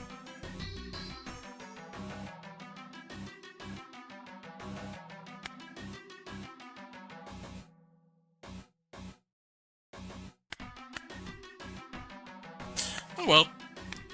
But yeah. At least something to keep in mind if for whatever reason you want to keep that style of menu, that you have to fix the item collection. Okay. Is there anything else we can try out with the menu? Add all cards. Add sticker to card.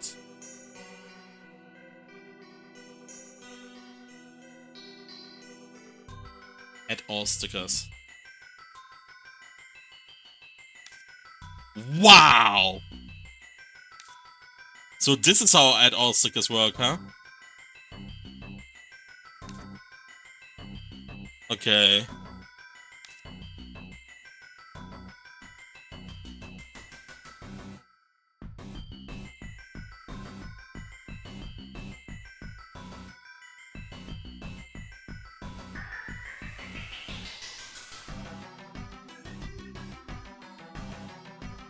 How can I... Wait, that was a relic, right? What was the relic called? Stamp, I think. So what is happening if we have a bazillion stamps? How is it shown? Okay, it overlaps after a certain point.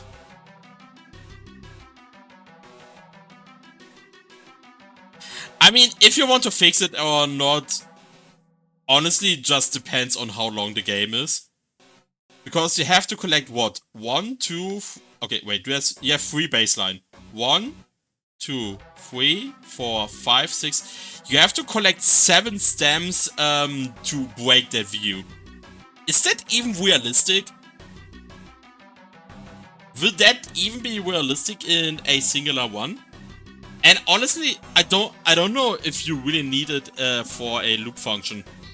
Because I feel like if someone is going infinite, it is fine if the game breaks in certain spots then.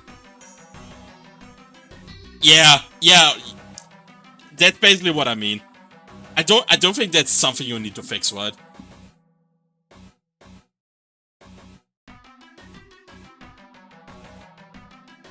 Yeah.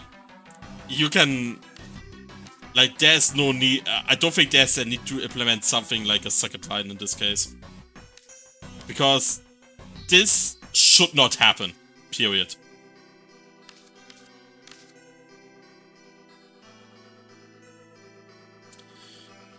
Okay. So, what else can we spawn enemy?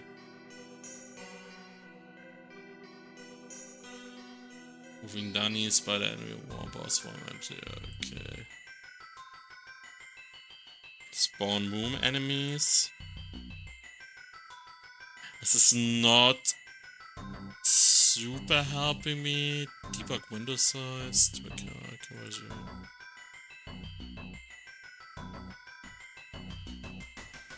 Oh wow. Ooh, okay, interesting.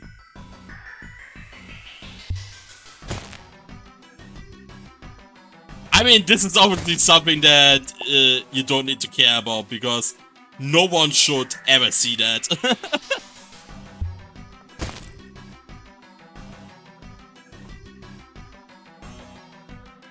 It's kind of interesting seeing that on the right side, it is actually continuing. And you only have the open war on the left side. Not that it really matters. Also, there is that thing.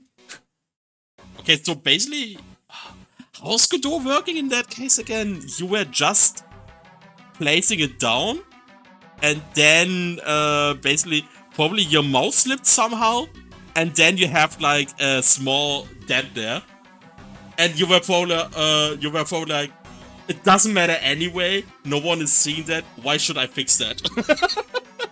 Which is completely fine.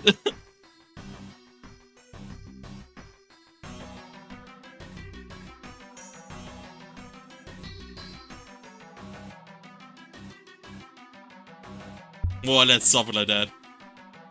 Okay. Wait. Am I noticing that cat icon right now for the first time? Wow. Okay.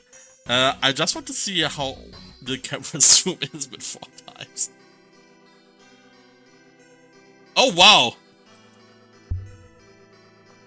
It shows up if you beat the boss really fast.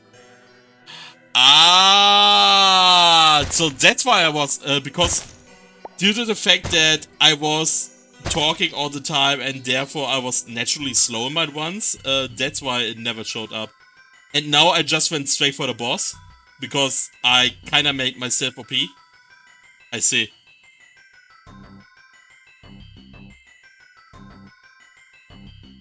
It's kinda interesting that 4 times camera zoom is actually not centering on the cat properly. Like, especially if you're in the lower area. This is not what I would have expected.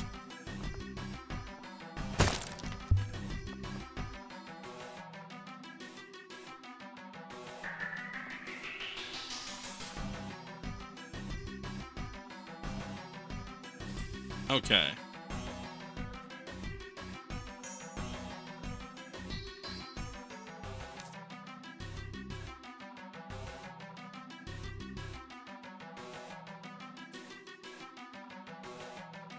Wait, I can't reset it anymore.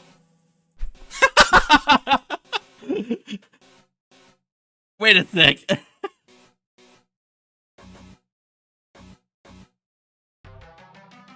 Oh yeah, I'm forever stuck. Hit deeper camera. Alright. Wait.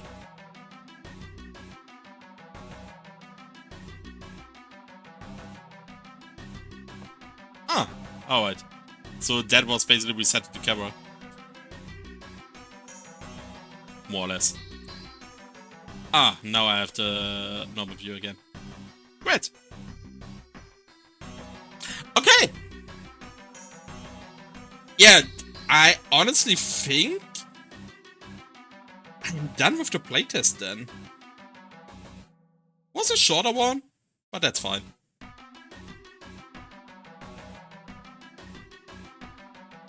Yeah, it's a cool game so far though. Like, overall, it makes a fairly it's in a fairly polished state. Yeah, that was something I was talking about like 10 minutes or so before you came in as well. That for the kind of game you have, it's probably more like once you have the fundamentals down of the actual gameplay loop, then it's just about adding content at this point. And the gameplay in itself is already in a fine state. Like, it's mostly some usability stuff in my opinion that can be improved upon.